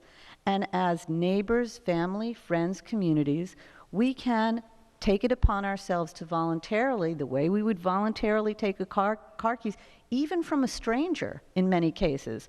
If you're out in a restaurant or a bar, people will often, or the bartenders will often do it. These are strangers to them, but they know that it's a dangerous thing. So we have to start thinking about the dangers of gun violence, not through the lens of the tip of the mass shooting icebergs, as horrific and devastating as they are, but through a lens that looks at gun violence as a problem with many potential interventions. And the people who just keep putting mental illness out there as the problem are intentionally or unintentionally blocking us from developing broader perspectives that will lead us forward. And my feeling is that we need to move forward with more light, less heat, less pro and anti-gun rhetoric. It's not helpful. What I would leave you with is, we need to come from a place where, as I say when I do talk about this, I don't want my kid to shoot your kid. I don't want your kid to shoot my kid. I don't want my kids to shoot themselves. And I'm pretty sure we can get everybody to agree that they feel that way, and we can start from there.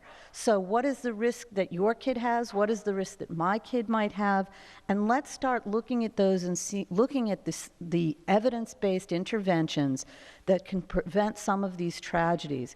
And they happen every day. So, and again, from my perspective, the 2/3, the 20,000 firearm suicide deaths, it's a staggering number.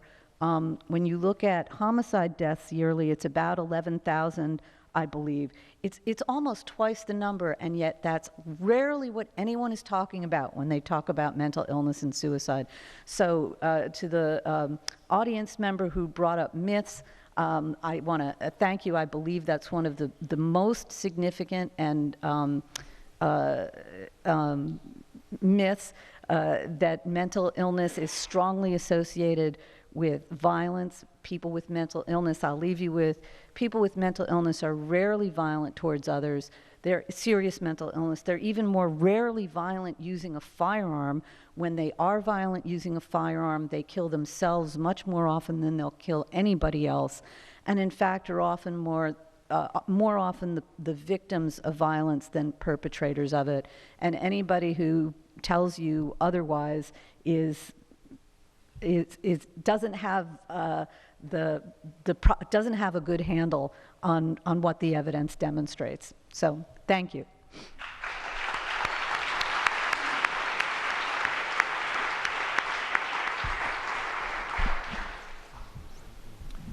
My name is Bill Nettles. I'm the United States Attorney for District of South Carolina. I was appointed by the President in 2011.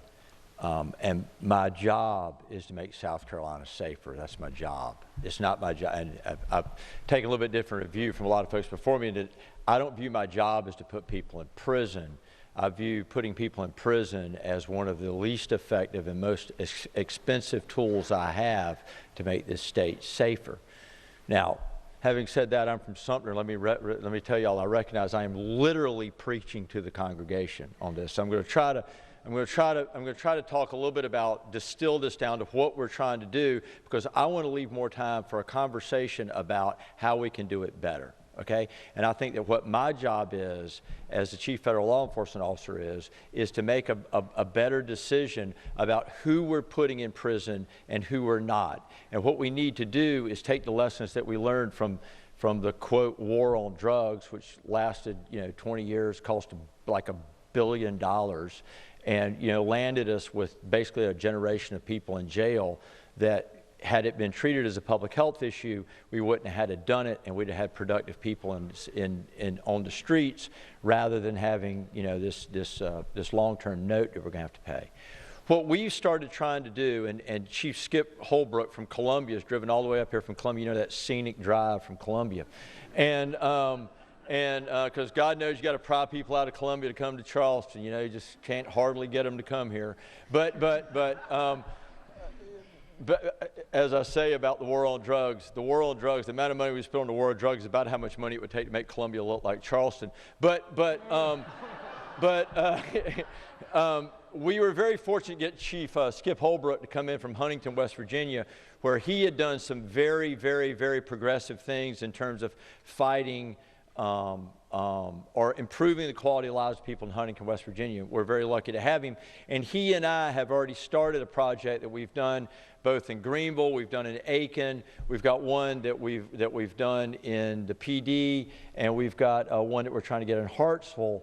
And we're working here in in Charleston, and sort of the embryonic stages in that. What we're trying to do is this, okay? The basic landscape in South Carolina is this, okay? I speak for the Department of Justice every time I speak. One of these days, I'm not going to be in this job, and I'm going to get to speak as Bill Nettles, and I promise to be a lot more interesting and a little bit more fiery.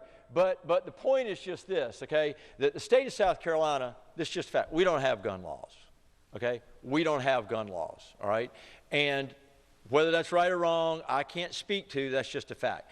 To give you an example, in Pennsylvania, my cohort, my compatriot there, Zane Menninger, who's the United States Attorney in Philadelphia, when I was spoken to him about our gun prosecutions that we do, he was pointing out that they basically don't do gun prosecutions in federal court in Pennsylvania because, as somebody was saying earlier, like if you've got like, I can't remember whether it's 2 or 3 DUIs in Pennsylvania, you don't get to own a gun, okay? You just don't get to own a gun, all right? Whether that's a good idea or a bad idea, as Department of Justice, I'm not commenting on. I'm just saying that they don't have to do federal gun cases as much in Pennsylvania because of that. Well, in South Carolina, we're the only game in town. And so what I would like to do, and I came here intending to speak more. I'm going to speak less because I want to hear more from what they have got to say, because my job is to make a decision. I mean, I've got prosecutorial discretion, which is an enormous thing and is often abused. I'm trying not to. Just so y'all know, I was a public defender forever, and I was a criminal defense lawyer, so I come to this with a little bit different view. I didn't come from the Department of Justice. But what we're doing is we are instituting programs where, and we're calling it a focused deterrence model, where we are bringing people in. I mean, right now what we're doing is going to every juvenile, every time juveniles get released from jail, we are going to them and saying, okay, look, let's be really serious about this, okay? You hear this thing about let's not make it a federal case? We're the federal government, okay?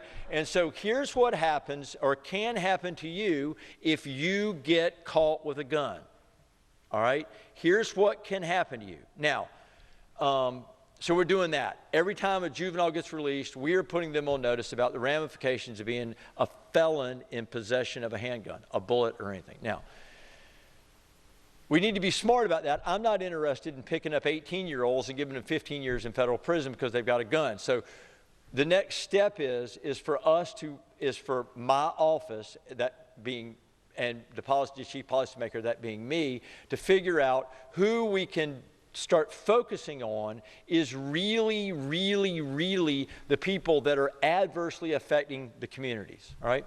The way we've started to do that, and Chief Holbrook and I've done one in Columbia, we're working on fine-tuning it is, and we're getting ready to do one in Charleston, all over the state, just let me say that, okay? Is it bringing people in, and I'm gonna at lunch, I am going to like basically threaten to have the marshals not let these people leave the airport until they agree to help me to look, because I can do that. Okay, okay. Is to help us to have a better understanding, because I heard the questions from over here, okay? We can't do with gun violence what we did on the war on drugs, and that is to use it as another means to incarcerate a race of people.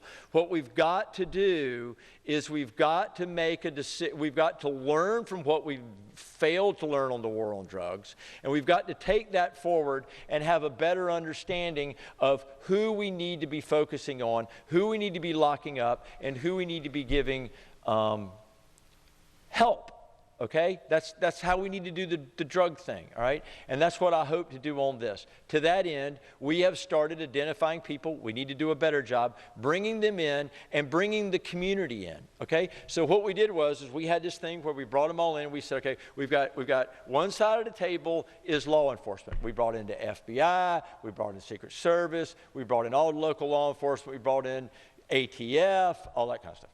Just so you know, because I'm from Sumter, ATF, alcohol, tobacco, and firearms always sound like a family reunion to me, but that's a different thing. Okay, so we had all the law enforcement people on the other side. On the other side of the podium, we had a number of different programs of people like jobs, okay, like mental health, and all that stuff. And then in the audience, we'd identified about 50 people that we felt could be, they had the requisite felonies, they could be going to federal court, they had violence in their history, and we wanted to say to them, and then we had the community behind them. And what we said was, we know who you are, okay? We know who you are, and this is the community. And the community is tired of people getting shot, okay? And you've got to stop it, okay? And there's going to come a time where you're going to have the opportunity to have a gun. And I am asking you not to do it for a whole host of reasons, not least of which is the federal government pick you up and put you in prison for 15 years, all right? The other thing is it makes your community less safe. So we are doing those focused deterrents, and I don't mind telling you, and I'll pat myself a little bit on the back. I mean, you know, one of the great things about talking like this is when you go up north and they're doing all that stuff, they all think you're stupid, okay? You get the soft bigotry of low expectations. But I can just tell you that, you know, whenever we have gone and our district has gone and talked about the types of things that we're doing to help curb this kind of thing, we have been routinely told that we're on the front edge of it. The problem with being on the front edge of it is that there's no roadmap for it. And so I am extraordinarily happy that we've got these folks here today, and you have got my commitment that I am going to try to design a way so that the people, that we can do a better job of deciding who we need to be incarcerating and who we need to get help. Thank you.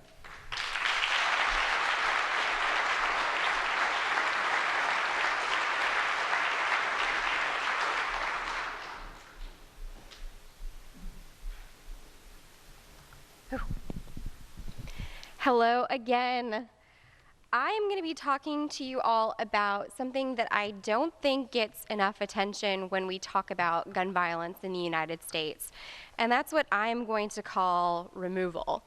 So people in this country get prohibited from purchasing and possessing firearms for a number of reasons. On the federal level, those being mainly felons, persons convicted of domestic violence misdemeanors, persons adjudicated mentally defective, which is, of course, very archaic and offensive. But what happens after that? These persons are prohibited from purchasing and possessing weapons. They can't go buy a new one if they're subject to a background check. But who is going and checking to see that they no longer have those guns? Who's going to say, sir or ma'am, you're no longer able to legally possess firearms, you need to dispossess yourself of them? And that is what we are calling removal. And I use it as a blanket term to define any process by which we ask people who are prohibited to dispossess themselves either to voluntarily surrender those firearms or to have law enforcement go and dispossess that person. And the reason I think that removal is so important is because we've already identified these people as being too dangerous to have firearms. And I'll tell you a story about Kristen Palmer and Griffin Palmer. Kristen Palmer and her son Griffin were the sufferers of years of physical and mental abuse at the hands of her husband, Kevin Palmer. In an affidavit, she wrote, "He has kicked me, strangled me, tried to drown me, slapped me, dragged me by the hair, and bit me during arguments. He has kicked, whipped, pulled his hair, and hit my child when disciplining him." On February 19th, 2014, Kristen and Griffin signed criminal complaints that resulted in the arrest of Kevin Palmer on 2 counts of assault and battery. On February 25th, 2014, Kristen was granted an emergency protective order against her husband. Her parents, with whom she and Griffin were staying in Virginia, were also granted a protective order against Kevin Palmer. Hours after these protective orders were issued, Kevin Palmer shot and killed Kristen Palmer, Griffin Palmer, and Nancy Griffin, Kristen's mother. He also shot Terry Griffin, Kristen's father, who was the only survivor, who crawled all the way from his house to a neighbor's. In Virginia, persons subject to protective orders are prohibited from purchasing and transporting firearms. They are not prohibited from possessing. Nobody went to Kevin Palmer's house and told him that he was no longer able to possess firearms. Nobody took them from him. And that is part of the reason that this was allowed to happen. Now, I want to talk to you a little bit about what states are currently doing, and there are 13 states in the United States that have no statutory explicit authority to remove firearms, South Carolina being one of them. There are states that remove for a number of reasons, for domestic violence misdemeanors, for felonies, and particularly I'm going to talk to you about domestic violence restraining orders. There are 12 states that authorize judges to order the removal of firearms from subjects of protective orders, final protective orders, and there are 15 states that require judges to order subjects to remove firearms. There are a much smaller number of states that authorize or require judges to order this in ex parte proceedings, which are usually in emergencies where petitioners go and they request an order and make a case to say that they are in such immediate danger that the respondent cannot be there to be heard at that time. And this is a multifaceted process, right? So an order is issued, the person is told that they are no longer able to possess firearms, and they're told how to remove those firearms. And questions arise about who do these people surrender to? Who is going to be hanging on to these guns during the duration of this order? And typically that's law enforcement, but we also have states that allow licensed dealers to hold on to firearms for the duration of an order, and states that allow third parties, so private civilians to hang on to those. And there are states that do this better than others, states that require that third party not live with the respondent, not be a family member of the respondent, and to actually appear in court before the judge, and the judge is allowed to say, yes or no, I think you are a good person to hang on to this, and inform them of penalties associated with giving that gun back before an order has expired, which is great. There are also a number of states that judges have what I call implicit authority to order this. So there's a provision in the law that says a judge can issue relief, any relief necessary in order to protect a respondent. And that would include ordering the surrender of firearms. Unfortunately, judges in these states don't typically use that authority well. Either they're not aware that they can use it, or they're unwilling to use it. There was a study done in Rhode Island on protective orders in which, even in cases where a petitioner stated that they were afraid of the respondent because of guns, because they had threatened them in the past with guns, because they had used guns on them before, held them to their head, hit them with it, judges still refused to order surrender of firearms. So it's a big, big problem in the United States.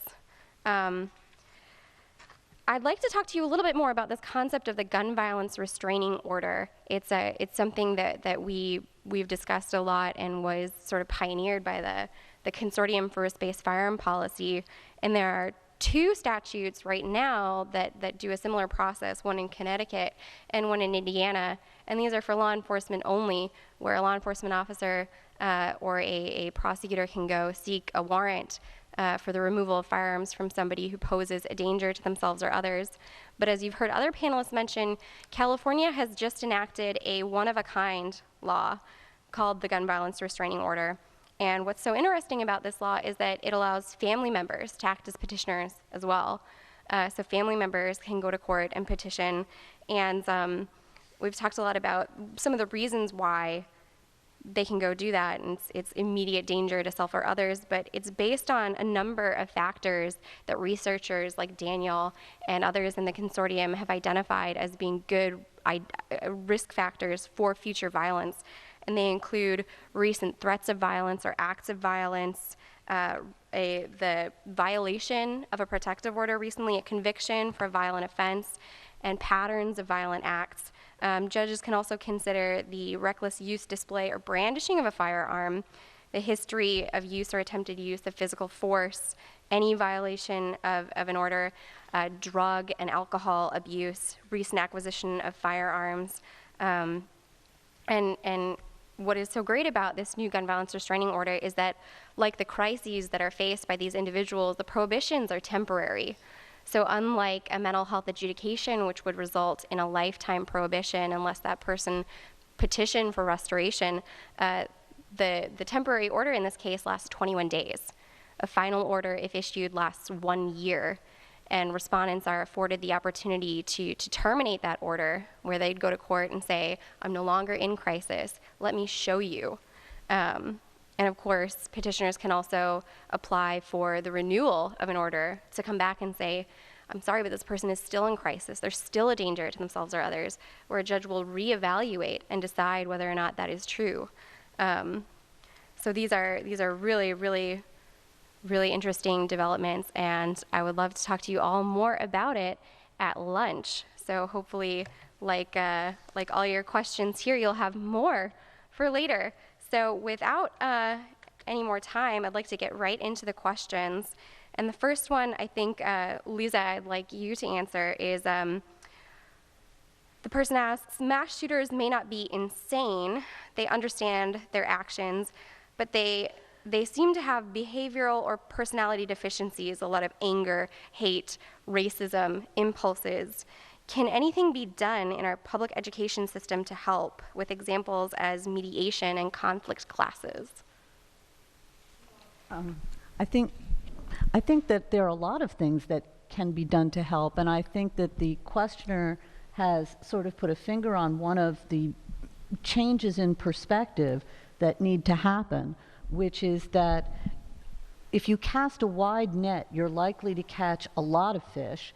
If you cast a very small net just trying to find mass shooters, you're likely to miss everybody and have no effect.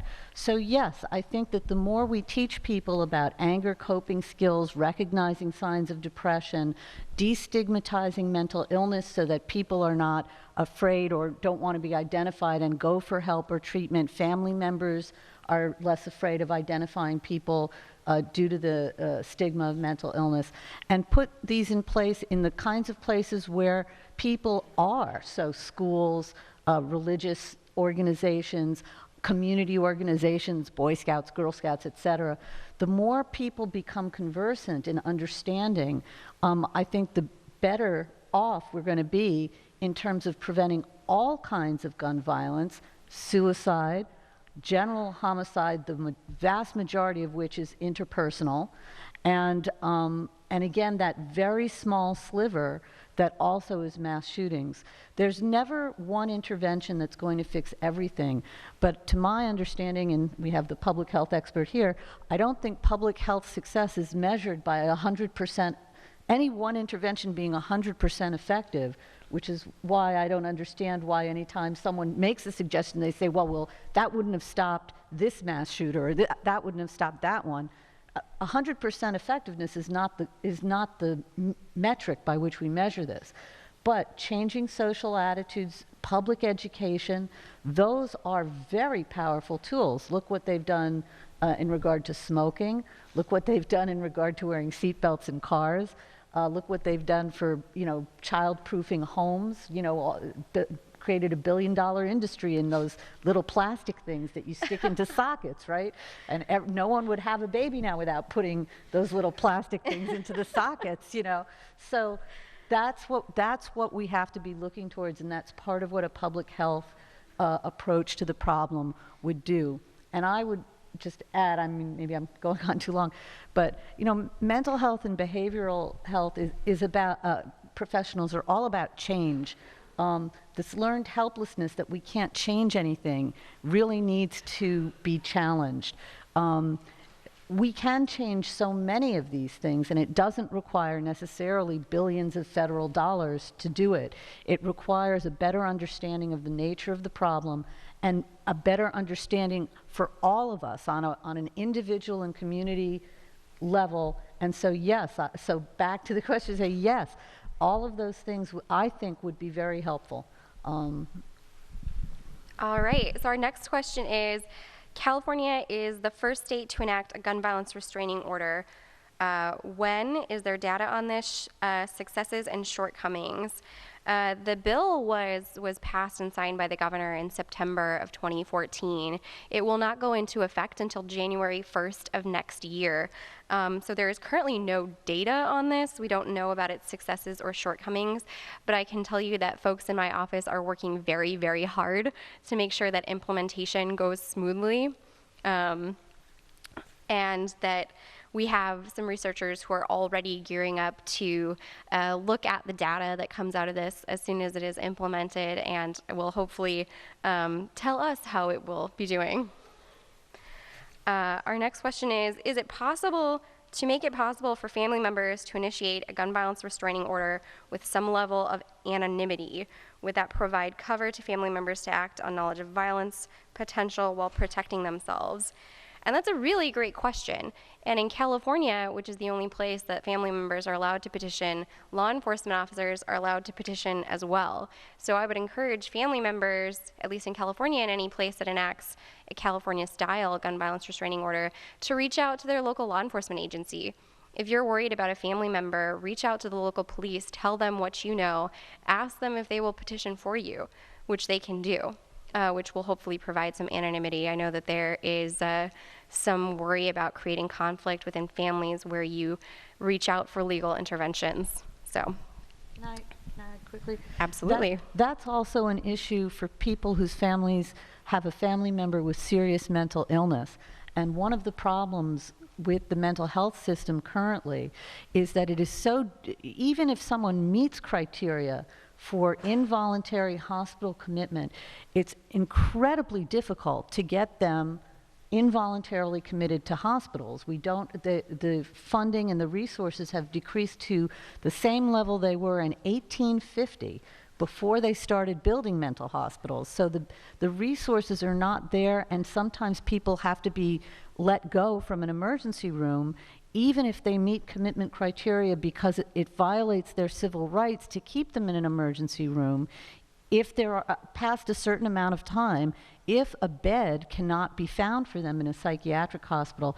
So families become very concerned because they've gone down this route. They try to get someone involuntarily committed when they've refused voluntarily to get help, and the person walks out the door, and now their anger is focused on the family. And I will say that families are, when people with serious mental illness do become violent, with or without firearms, families are the primary victims of that. And so it's a very real concern for people with serious mental illness as well.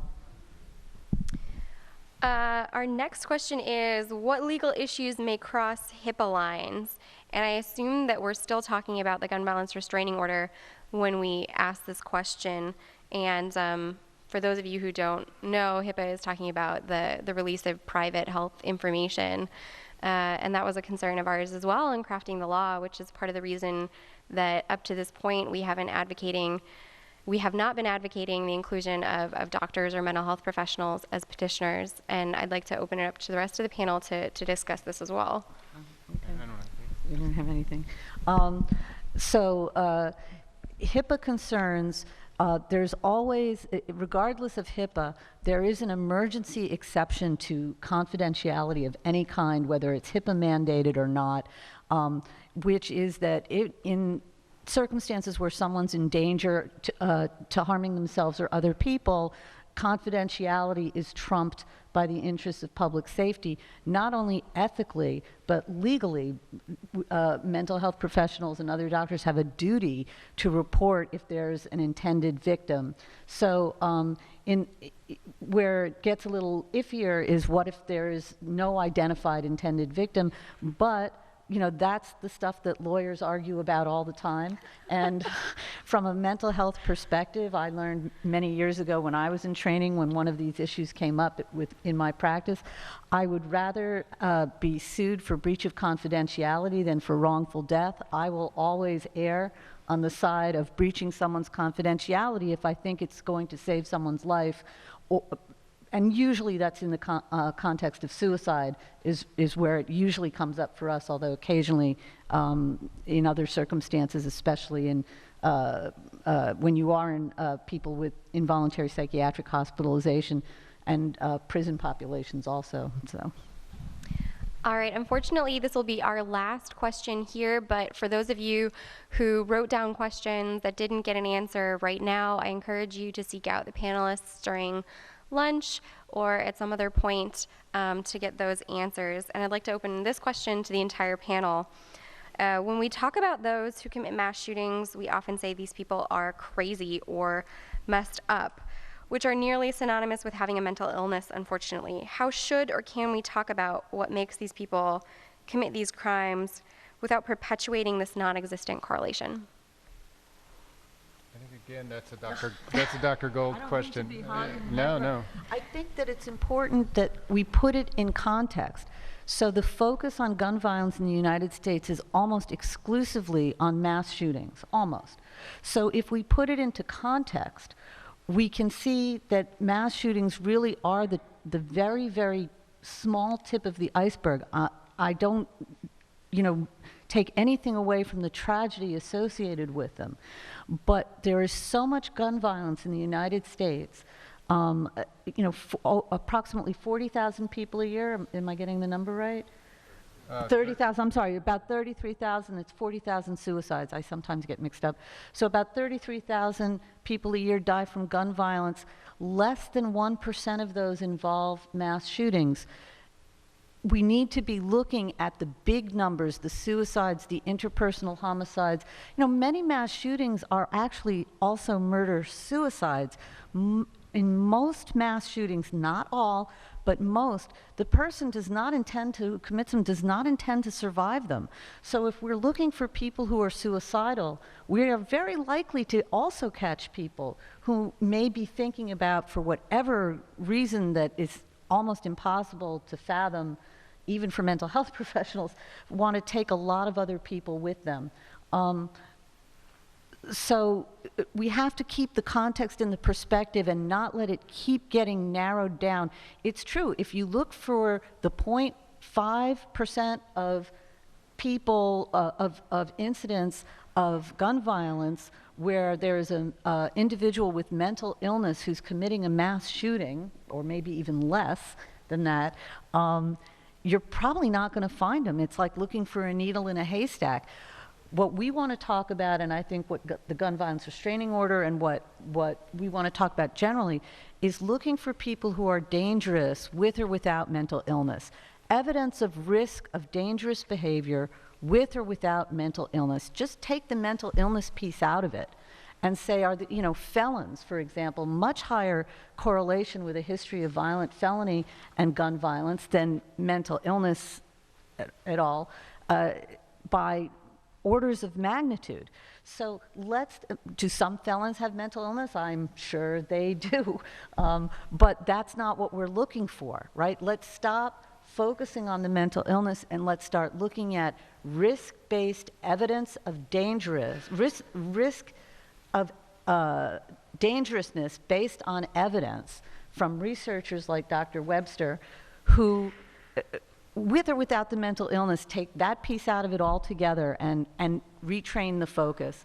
And it's a very hard thing to do because of the way we've been discussing gun violence in the United States now for years. All right, thank you. That'll end our morning panel here.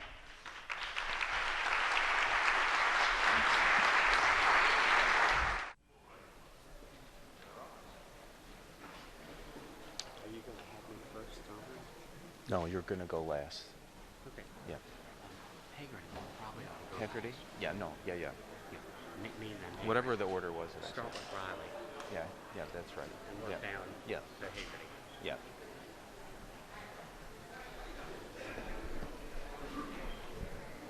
Good morning, everyone.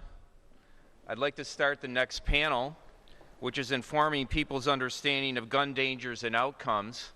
My name's John Vina. I'm professor and chair of the Department of Public Health Sciences at the Medical University of South Carolina, which is one of the co-sponsors of this event.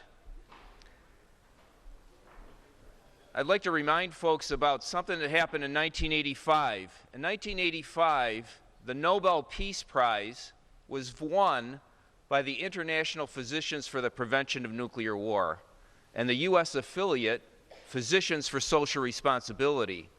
And physicians historically have had a major role in addressing social issues and being the community leader.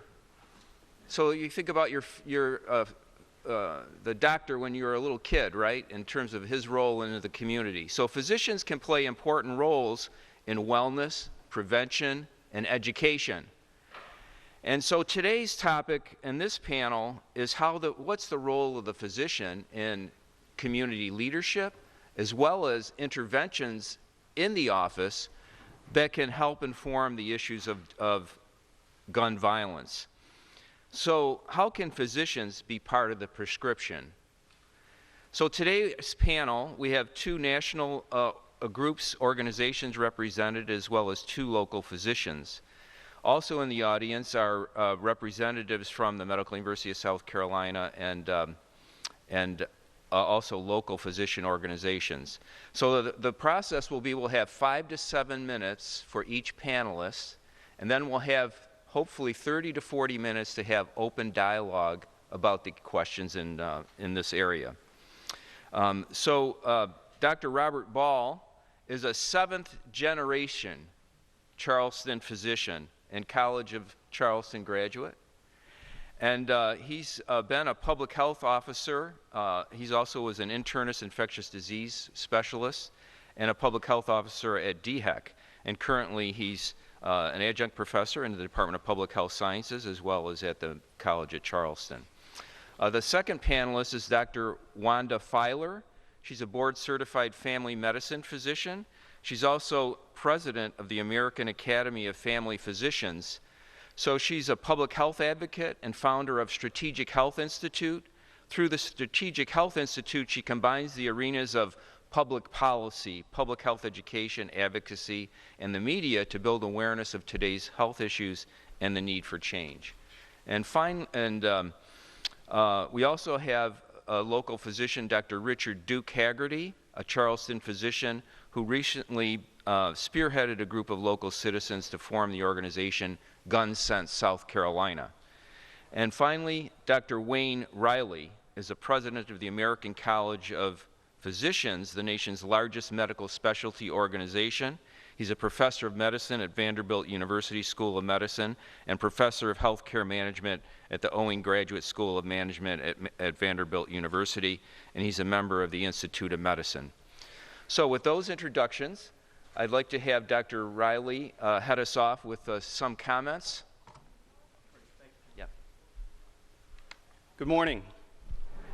Honored to be here on hallowed ground to talk about the physician role in reducing firearm violence.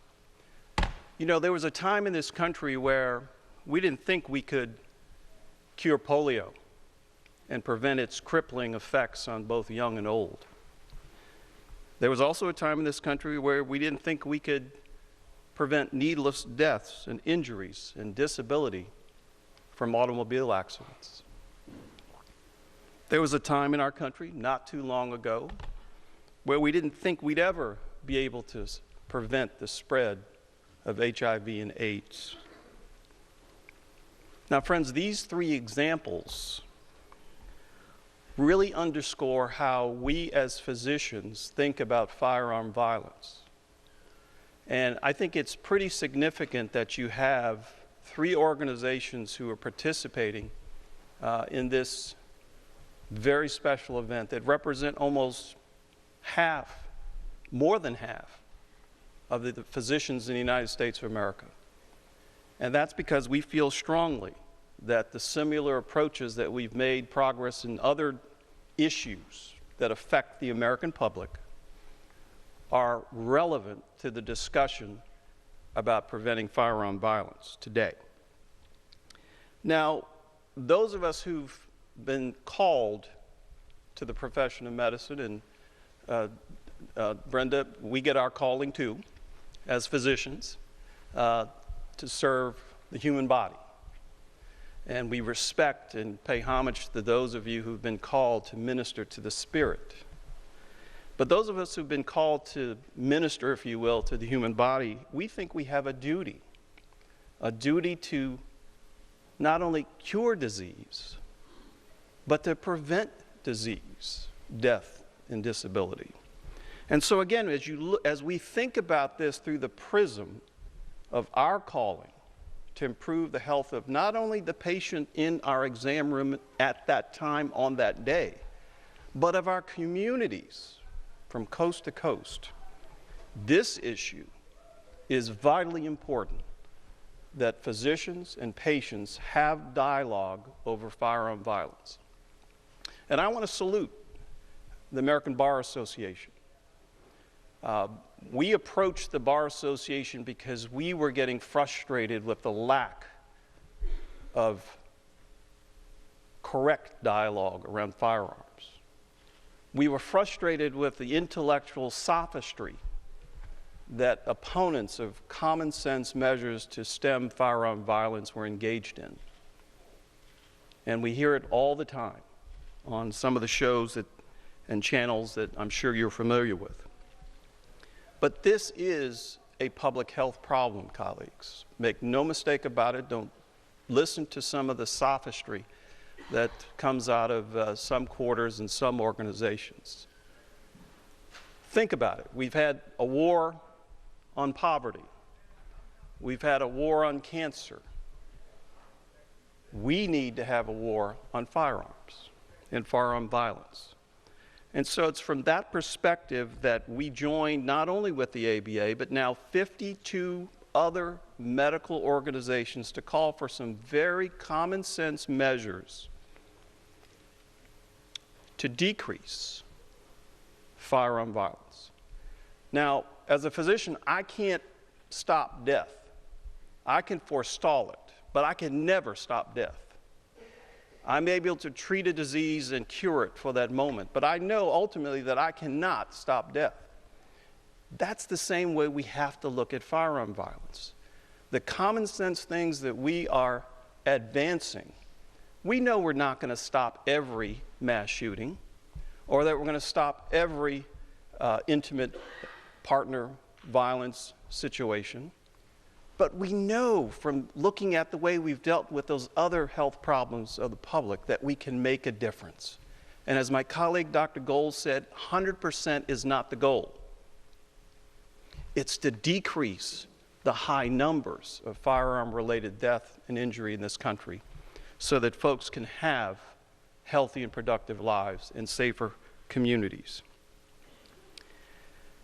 Now, our common sense approaches are very simple. I'm from Louisiana originally. I come from a part of the country very much like this, where hunting and gun ownership is embraced. But do you really need an assault-style weapon to shoot a deer? If you do, you need to take up golf as your hobby. If you need an assault-style weapon to hunt, you really do need to find another hobby. So again, those types of weapons there should be a ban on. We're very clear in our policy statement that there is no civilian rationale for anyone to have an assault-style weapon like what was used in San Bernardino. Secondly, we also feel there's no reason to have extended ammunition clips available for guns. God knows that's what happened downstairs in this building. The young man had an extended clip of bullets that he was able to discharge in a very short period of time that wreaked havoc on the lives in this community. There's no reason to have expanded magazines. We call for more vigorous, robust background checks. Common sense does not infringe upon the Second Amendment at all. And I think we've heard evidence that if Mr. Roof had had a robust background check, he probably would not have been able to purchase that gun for his birthday, that the money was given to him by someone in his family. We want more research. Professor Webster is terrific. He's the best in the business. But the place that needs to do the research on gun violence is the Centers for Disease Control and Prevention. And there is a congressional block against funding research on gun violence that must end. And so we call for that to end. So again, some of this may come as a surprise to you. Why are the doctors of the nation concerned about firearms?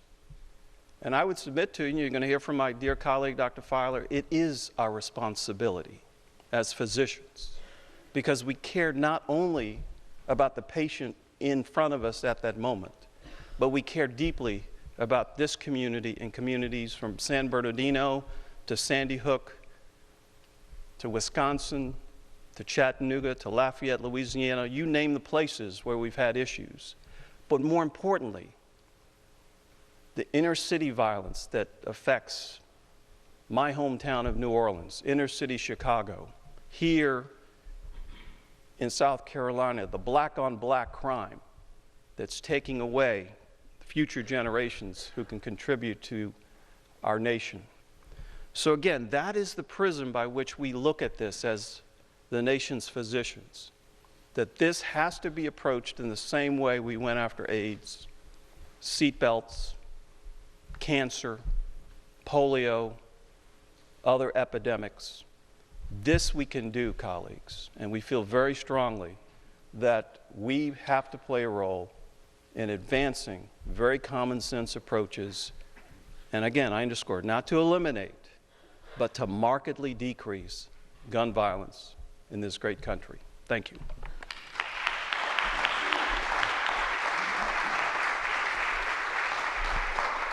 I'd like to remind you that there's cards passed around. If you have questions, please write those down, and we'll take questions after the panelists. Dr. Wanda Filer. Well, good morning. Ladies and gentlemen, I am a family physician. When I trained in family medicine, I trained in family and community medicine. A lot of times when you think about medicine, we talk about the care of the patient. In family medicine, in primary care, we take care of newborns, we take care of senior citizens and every body shape and size and color in between. And we're passionate about the care we give to the community in this country. I represent 120,900 family physicians. We do 1 out of 5 U.S. office visits. A lot of the times our patients are children. A lot of the times they are children in rural America where no one else is available to see them. A lot of the times they are in inner city. They're often children of lower socioeconomic means. I work at a federally qualified health center in York, Pennsylvania. We have 5 sites. I got involved in the issue of violence 25 years ago when an entire family of my patients were murdered. I had just seen the baby in the newborn nursery. I talked to mom about breastfeeding. I talked to her about car seats. I spoke to her about immunizations, all those things that I as a physician back then had been trained to talk about. But physicians for a long time were not trained around violence. Well, I will here to tell you that that is changing and changing fast. But when Valerie Gamboa Taylor decided that she was going out one night and her husband Paul killed their 2 children, killed her mother, killed his 2-year-old nephew, and then waited for her to come home and killed her, that for me was a transition point. It was a point for me to say, what could I have done differently? How could I make a difference in the lives of these patients? How can I make a difference in the lives of my community? And as surely as I stand here, I will tell you that because of screening people for domestic violence, sexual assault, guns in their homes, talking to them about safety, talking to the children that I take care of and the teenagers that family physicians take care of all over this country in something called anticipatory guidance, I know for a fact that I have saved lives. I know it. Those are the people that don't end up in my newspaper. They don't end up on the TV, but they do end up coming back into my office and giving me a hug. They do end up coming back into the office and saying, hey, I'm okay today, but I just needed to talk. And that's what we as physicians are here to do. This is a public health crisis. Now, on my personal and professional journey to learn and teach about violence, and I now use my role as president of the American Academy of Family Physicians sort of a little bit as a bully pulpit to my own members to help to educate them about something that I'd like you all to know about. Because I believe that Charleston, and by extension South Carolina and this country, are at an inflection point. We have an opportunity now to say it's a new day, and take the tragedies that happened downstairs, the tragedies that happened in the family that I care about, and change the trajectory of this country, change the trajectory of this city and the future. So I'm going to ask each of you, and this may be painful for some of you, I'm going to ask each of you to take a very private quiz. I'm going to ask you 10 questions, and I want you to score yourselves. But as you're doing this, I want you to think about your coworkers, the people that you love, the people in your families. You don't need to share your number, your answers, but I want you to tally up in your head. This is called the Adverse Childhood Experiences Study. And this is what I lecture about when I go out around the country and talk to my fellow family physician colleagues. I'm going to ask you to give yourself 1 point, and we're going to have 10 questions. So the first question: while you were growing up, during your first 18 years of life, did a parent or other adult in the household often or very often swear at you, insult you, put you down, or humiliate you, or act in a way that made you feel afraid that you might be physically hurt? If so, 1 point. Question number 2.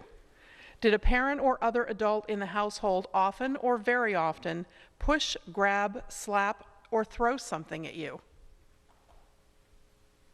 Have you ever been hit so hard that you had marks or were injured? Answer to either of those, another point. Question number 3. Did an adult or person at least 5 years older than you ever touch or fondle you or have their body touch you in a sexual way? Attempt or actually have oral, anal, or vaginal intercourse with you? Another point. Number 4. Do you often or very often feel that no one in your family loved you or thought you were important or special? Your family didn't look out for each other, feel close to each other, or support each other? Another point. Question 5. Did you often or very often feel that you didn't have enough to eat, had to wear dirty clothes, had no one to protect you? Your parents were too drunk or high to take care of you or take you to the doctor if you needed it? Another point. Were your parents ever separated or divorced? Another point.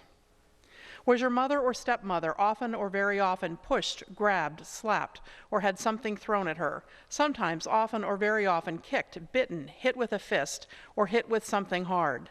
Ever repeatedly hit at least a few minutes or threatened with a gun or knife? Another point. Did you live with anyone who was a problem drinker or alcoholic or who used street drugs? Another point. Was a household member depressed or mentally ill, or did a household member attempt suicide? Another point. And last question, question 10. Did a household member go to prison? Yes or no? Another point. Now I'm going to ask you to tally up your own points.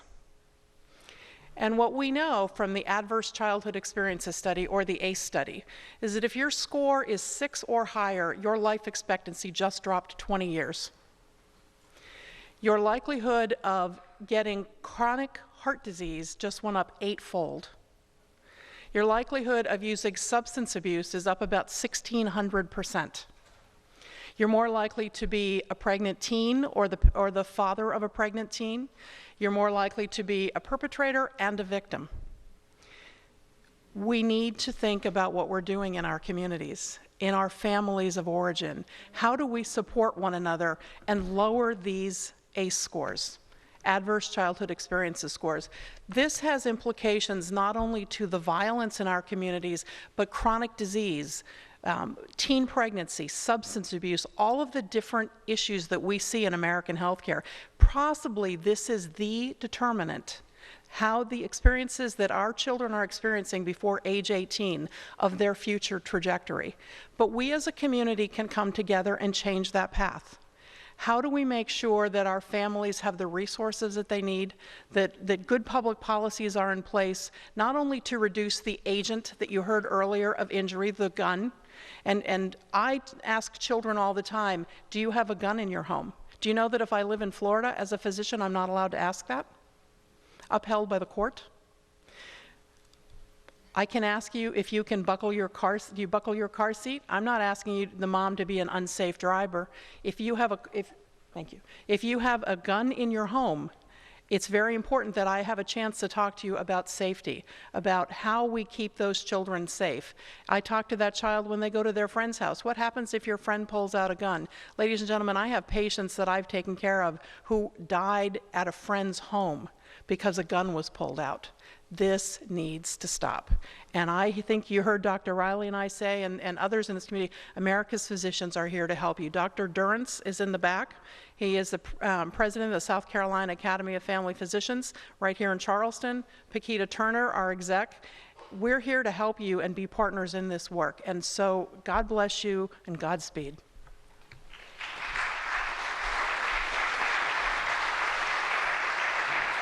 Thank you, Dr. Filer. And Dr. Ball, you want to go next? Thank you. It's an honor and privilege to be here with you. To paraphrase our governor, it's a great day in Charleston, South Carolina, when lawyers and doctors work together on public health issues. Indeed, Charleston has become a shining example of all of the positives that can result from gun violence. And my greatest sympathies to the folks there at Mother Emanuel, and my greatest admiration for their standing up and doing the right thing. As a retired infectious disease epidemiologist, I can identify with Dr. Webster's comparing gun violence to an infectious disease epidemic, which it is, with a defined incubation period or interval between episodes, which nowadays is getting shorter and shorter and shorter, to the point that many Americans are using the term terrorism in reference to gun violence, and I don't think that's inappropriate. As a physician, we must first teach. So that's my first point. We must teach. The etymology of the word doctor comes from the Latin verb docere, to teach, not to heal. So we must all become teachers in gun violence and increase public education and awareness. Discuss it openly. I quote from Dr. Sanjay Gupta, who has had some marvelous editorials and stories on CNN. Quote, "Thinking of this epidemic of preventable deaths as an infection that can be diagnosed, treated, and perhaps cured, I feel more hopeful than I have been in a long time. And looking at this crowd, I too feel very hopeful." On the flip side, of course, violence begets violence, something that is not an original quote. Secondly, in addition to the vigilance that physicians must pay close attention to regarding their patients, we must also stress the mental health aspects, even though we know that there are sometimes disconnects between mental health and gun violence. And so one recommendation that is under consideration is to demuzzle physicians. There are now 4 states in America that muzzle physicians talking about gun violence to their patients, Florida being the most striking example, which is now under U.S. Court of Appeals. But there are 4 other states. South Carolina, to its credit, rejected such an amendment 2 years ago to muzzle physicians. But we must expand allowable criteria. We heard about HIPAA earlier, for physicians, particularly psychiatrists, but all to report mentally unstable patients to law enforcement or to proper authorities, and to discuss openly guns and gun safety to other patients, with their patients. Next point. We must work with our legal community and law enforcement to expand background checks to become, quote, universal, although we know that we cannot stop the private sale, we cannot stop the rabid lone wolf, the deranged psychopath that pops up from time to time. But the background checks can be legally expanded, as we have heard, and still protect our Second Amendment rights. And this includes lengthening the waiting period. This includes limiting assault rifle sales. And if we must sell assault rifles, you don't sell 4 or a dozen or 20 to a person at one time. Limit the amount of rounds in an ammo clip. We should do or consider doing what San Francisco has done. San Francisco has just closed its last gun shop due to the city passing ordinances that now require gun sales there be videotaped, kept for at least a year, for safekeeping and stricter record keeping. So the last gun shop in San Francisco just closed as a result of that. Hallelujah. Good legal action, but prompted in large part by the medical community there. Many of these points, Dr. Higgerty and I wrote in an op-ed piece in the Post-Courier that was published on Sunday, November the 8th, and there are about 200 copies in the vestibule back there, one for each of you if you wish a hard copy of that. So the universal background checks, the education through publications frequent.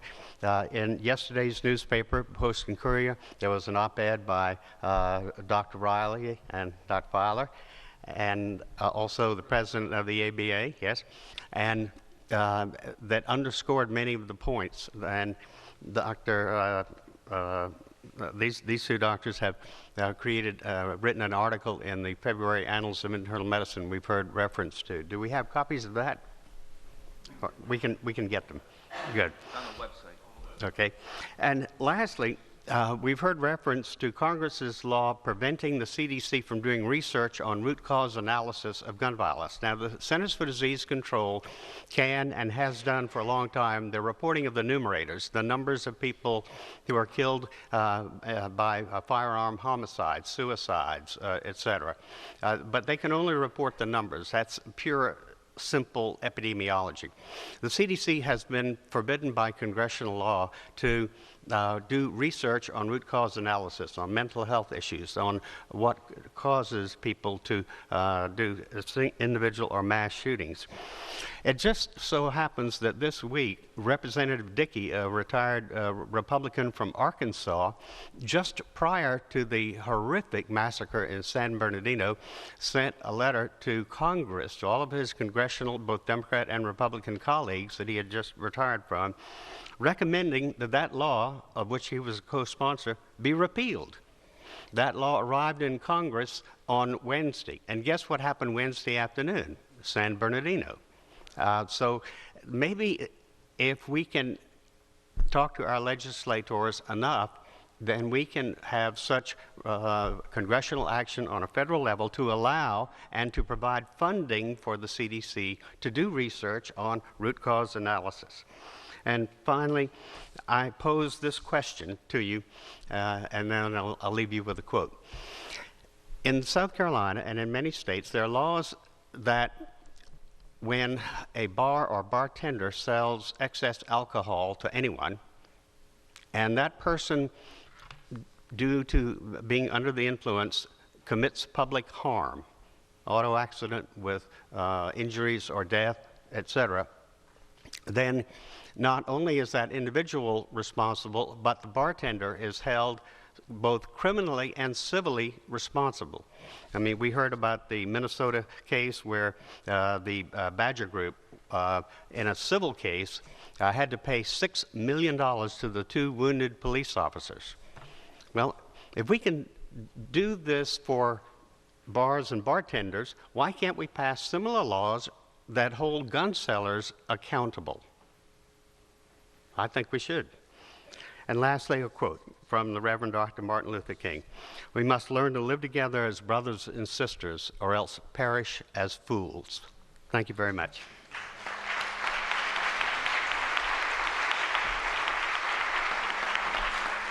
Richard Duke Haggerty. Thank you, and I really appreciate this opportunity to be here with this august panel.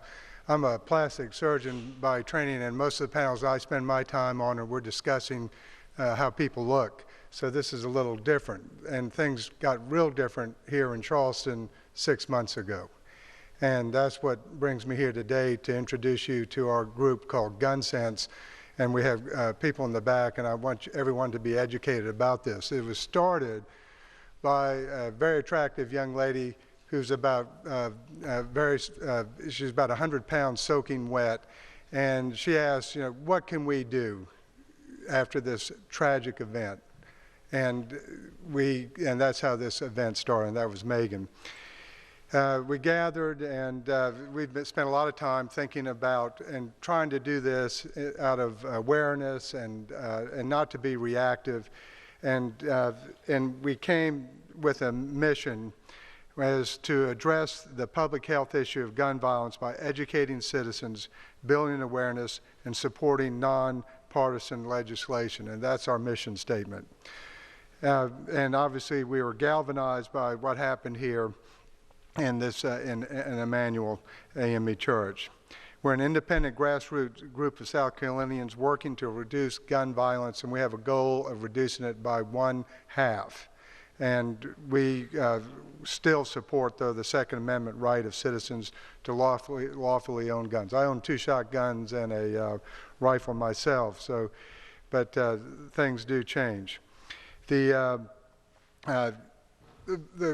common refrain I hear from a lot of my fellow doctors is that this is complicated.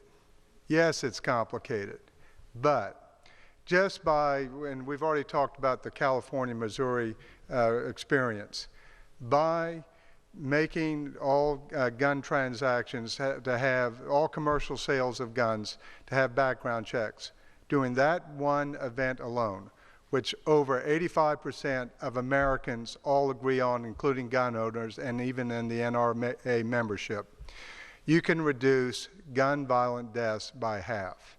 And that's phenomenal, and that's doable. And, you know, is this a democracy? Why aren't people listening to us?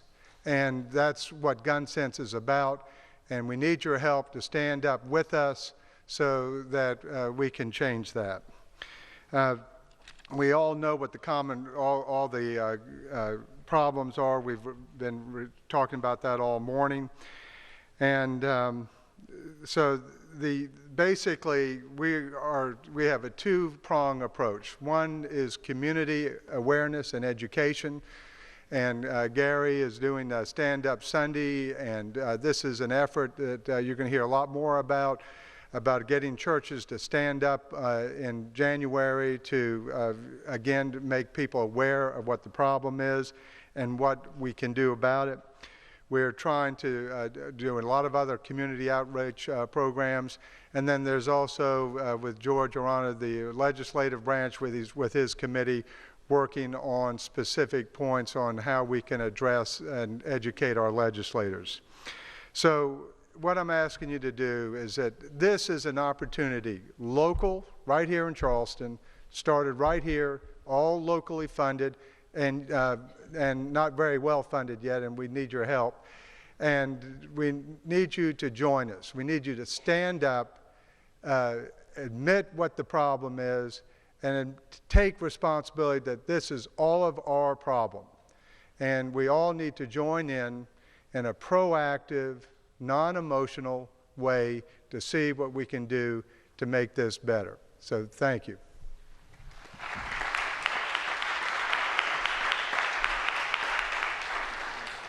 I don't know about you, but I thought that this was just a wonderful group of presenters, right? Absolutely. Absolutely riveting. So physicians can be part of the prescription for this, and several questions.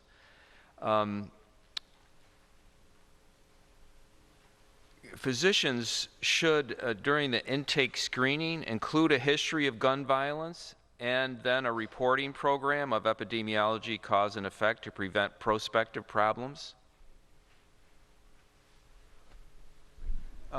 Yes, I agree with that in concept. And we teach medical students and young doctors to ask a whole number of things, and I'm sure all of you have run the gauntlet of all the questions we ask you. And that's very purposeful. We do that so that we as physicians get to know you as the patient. We just don't want to know you as the diabetic. We want to know you as the 54-year-old, teacher with 3 kids and 6 grandchildren who likes to, play bingo and shop in antique stores. We want to know about you as a person. And that's where this firearm discussion converges with that. We want to know if you have firearms in your home. If you do, are they safely locked up out of the way of those 6 grandchildren, et cetera? So yes, there is a proper role in the context of the physician-patient relationship to have a safe conversation about firearms. And this is why all the medical organizations are fighting back furiously against the state statutes in Florida and 3 other states that try to prohibit me as a physician from asking that simple question. That is, in our view, a violation of our First Amendment rights for people who are trying to contort themselves for their conception of the Second Amendment.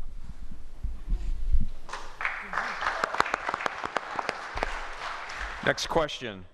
There are more than 4,800 federally qualified health centers in this country. How can this network on the front line of many public health issues be properly utilized in this public health issue of gun violence? This network is untapped. Amen. Amen. You know, in my office, I would estimate across the 5 sites that people probably speak 20 languages. We have a very diverse country. I have to learn how to help people navigate in a culturally appropriate way. I think that expertise that's coming out of the FQHC world is huge. There are cultural differences around how we treat disease, how we do prevention, our attitudes, the conversations we have, and that's going to be true around the issues of changing the culture around gun violence.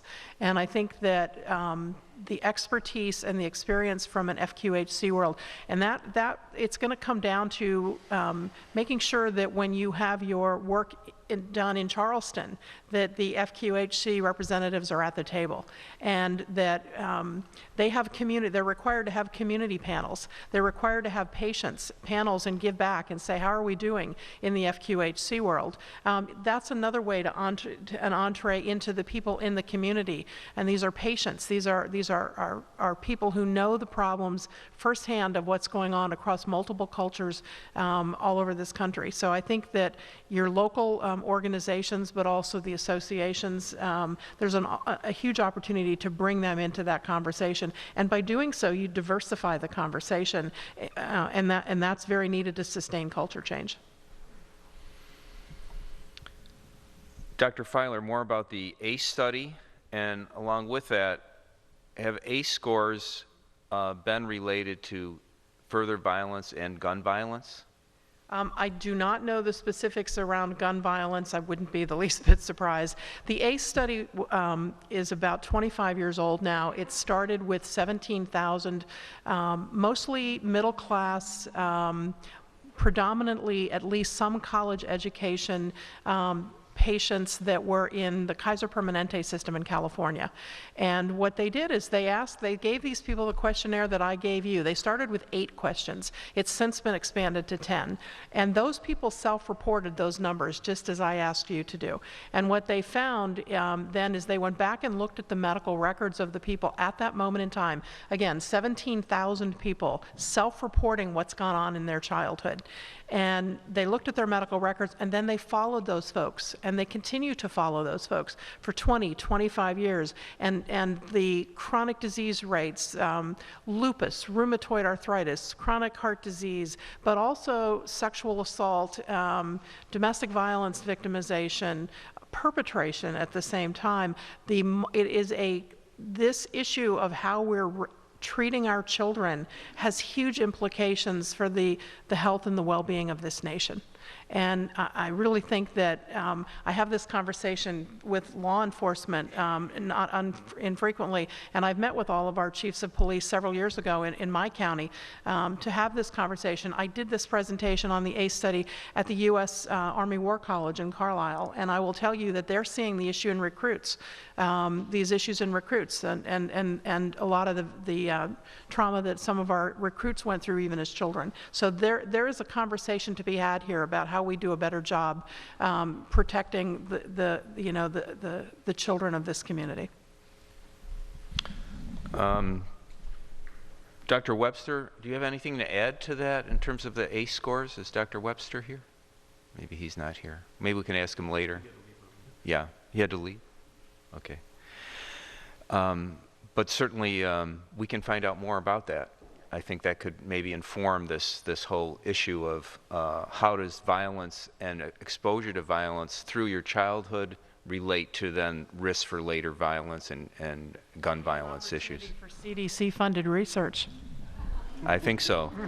Which leads to the question, how can we help? It was great you led into this question. How can we help remove the congressional ban on CDC research? And I don't know if our panel can answer that, but well, Richard. Clearly, doctors and lawyers and our legislators have to work together. We have some excellent legislators here in South Carolina who have already posed bills before our state legislature. We need to do this at a federal level too, and write every congressman, email them. The email addresses are readily available on the website, and just cut and paste the same email, just changing the name, dear Mr. So-and-so, and get them to repeal the CDC ban on gun research, gun violence research. And I think if enough of us spoke up and tried to educate and enlighten our congressmen and senators, then they would respond. Now, that's the positive. The negative is that just this week, the U.S. Senate rejected an expanded background check amendment to a larger bill on another matter, piggybacking that amendment. But that amendment is going to be again brought to the Senate floor in a different form. Another question with regard to the role of physicians. In a lot of these incidents, especially the mass killing incidents and also where there's family violence, is that there are folks who are murdered, but yet at the same time there's also a group of folks who are the victims and survive, and then there's the issue of post-traumatic stress. So and then all of us, I think, with every day getting exposed to this kind of information, have a little bit of kind of post-traumatic stress that impacts us all, our well-being, our thinking about things, our day-to-day functioning. Even myself, you know, when I get upset about what's happening, you kind of freeze. And you kind of say, oh, well, God, how can we do something about this? But so in that respect, what's the role of the physician, and perhaps our panel, but also maybe Dr. Gold, if she's still here, what's the role of physician in the process of recovery from the gun violence, and and including the community of Mother Emanuel Church? Yeah, I'm aware, through some conversations that the families of the 9 are having a tough time, as one would expect. They're in various phases of grief. They're experiencing PTSD all over again, just as a result of what happened in San Bernardino. So anytime there's another one of these, those folks have to relive it. The CNN, MSNBC, wall-to-wall coverage. So it is very painful. And so as physicians, when we have patients who have signs or symptoms of post-traumatic stress syndrome, we try to get them to talk about it. And we encourage them to talk about it, not only with us as their physician, but with their family members, their spiritual advisors, their rabbi, their pastor, their imams, whatever, talk about it, and that is somewhat therapeutic. But it is something I think we underestimate in terms of how I think the nation is sort of having PTSD over all of this as well. As a country, we're a little bit traumatized, and sometimes that traumatization can lead to, like I said, being frozen in place. Let that happen for a little while, but you got to go back to work. I liken this whole thing to pushing a boulder uphill. And, sometimes it feels like we're not moving the boulder at all. But over time, we're going to move this boulder. I mean, if you think of the things that have occurred in our lifetime, I never would have expected Nelson Mandela to walk out of prison in my lifetime, and Barack Obama to become president. So things can happen, friends, and we just have to keep it up. And it's also political pressure. We have to harness our political pressure to move this. And physicians are not bashful about using our political pressure either. Just like the NRA has a PAC, well, guess what? We have a PAC too. they have a PAC. So we put money behind members of Congress to try to get their attention, because we know how the political process works. So that's the other dimension as well. Dr. Filer. I would ask you all to also keep in mind that something I see a lot with patients is, as many of my patients we work across generations, so I will take care of many generations in the same family. The families here in Charleston and the extended families this is the first year. This is the holiday season, the first Thanksgiving, the first Christmas, the first Hanukkah, you know, all of these, it is so raw right now. It's incumbent on all of you to reach out. And then next year, don't forget it. Mm-hmm. And the year after that, this hole doesn't go away. It may be filled in with action and other things, but these people need you. And you are their network. You're their extended family. Having this meeting, you know, just showing that you care by showing up is, I think, a message back to these families that you give a damn. But these people will need to hear from you, this church, and don't underestimate the need every once in a while to hug your pastors, because they're doing a lot of hard work as well. Yes, I'm a believer in hugs, so, you know. Hugs are good, yeah. One final question. Can physicians request removal of weapons? Can physicians? Yes. I mean, and what about the Well, let me give you a little anecdote about that. I've had the wonderful honor of serving as president of a medical school up until a couple years ago, and we had a suicidal medical student that was brought to my attention. She visited one of our counselors and told them that she was struggling academically. She felt like she wanted to hurt herself, and that she slept with a pistol under her pillow every night. And so we got her into a situation where she was calm and relaxed, and we said, well, can we go get the pistol? She said, sure, here's the keys to my apartment. I sent campus security to get the gun, and it was brought back to campus, locked up in a safe. And then she got admitted to a psychiatric facility for intervention. She was gone about a month. One day she showed up at my office. She wanted her gun back. And so this sent my staff scurrying. Madam President, I called my general counsel, and I said, that we have the medical student who had the problem, in the lobby. She wants her gun back. And he said, well, legally, you got to give it to her. And I said, I love you to death, counselor, but I'm going to overrule you. I'm not giving her back the gun. So she left in a huff, and so about 3 weeks later, I get a service. I'd been sued. She sued me for withholding her gun. And I said, I'll gladly go down to court. So I went down to court, and the judge said, Dr. Riley, this woman has sued you because you've refused to give her her gun. I said, yes, Your Honor, I have refused. And he said, well, what say you on that? So I gave him the scenario, and he took about 10 minutes in chambers. He came back out, and he said, I'll render a verdict. I'm going to rule in the plaintiff's, going to rule for the woman, but I'm going to order the gun destroyed, and Dr. Riley has to pay her $600. And I said, I'll write the check now. Wow. We have time for one more question? No question, no more questions. You have anything to say about the next steps? Well, I want to thank the panel and thank you all for your great questions.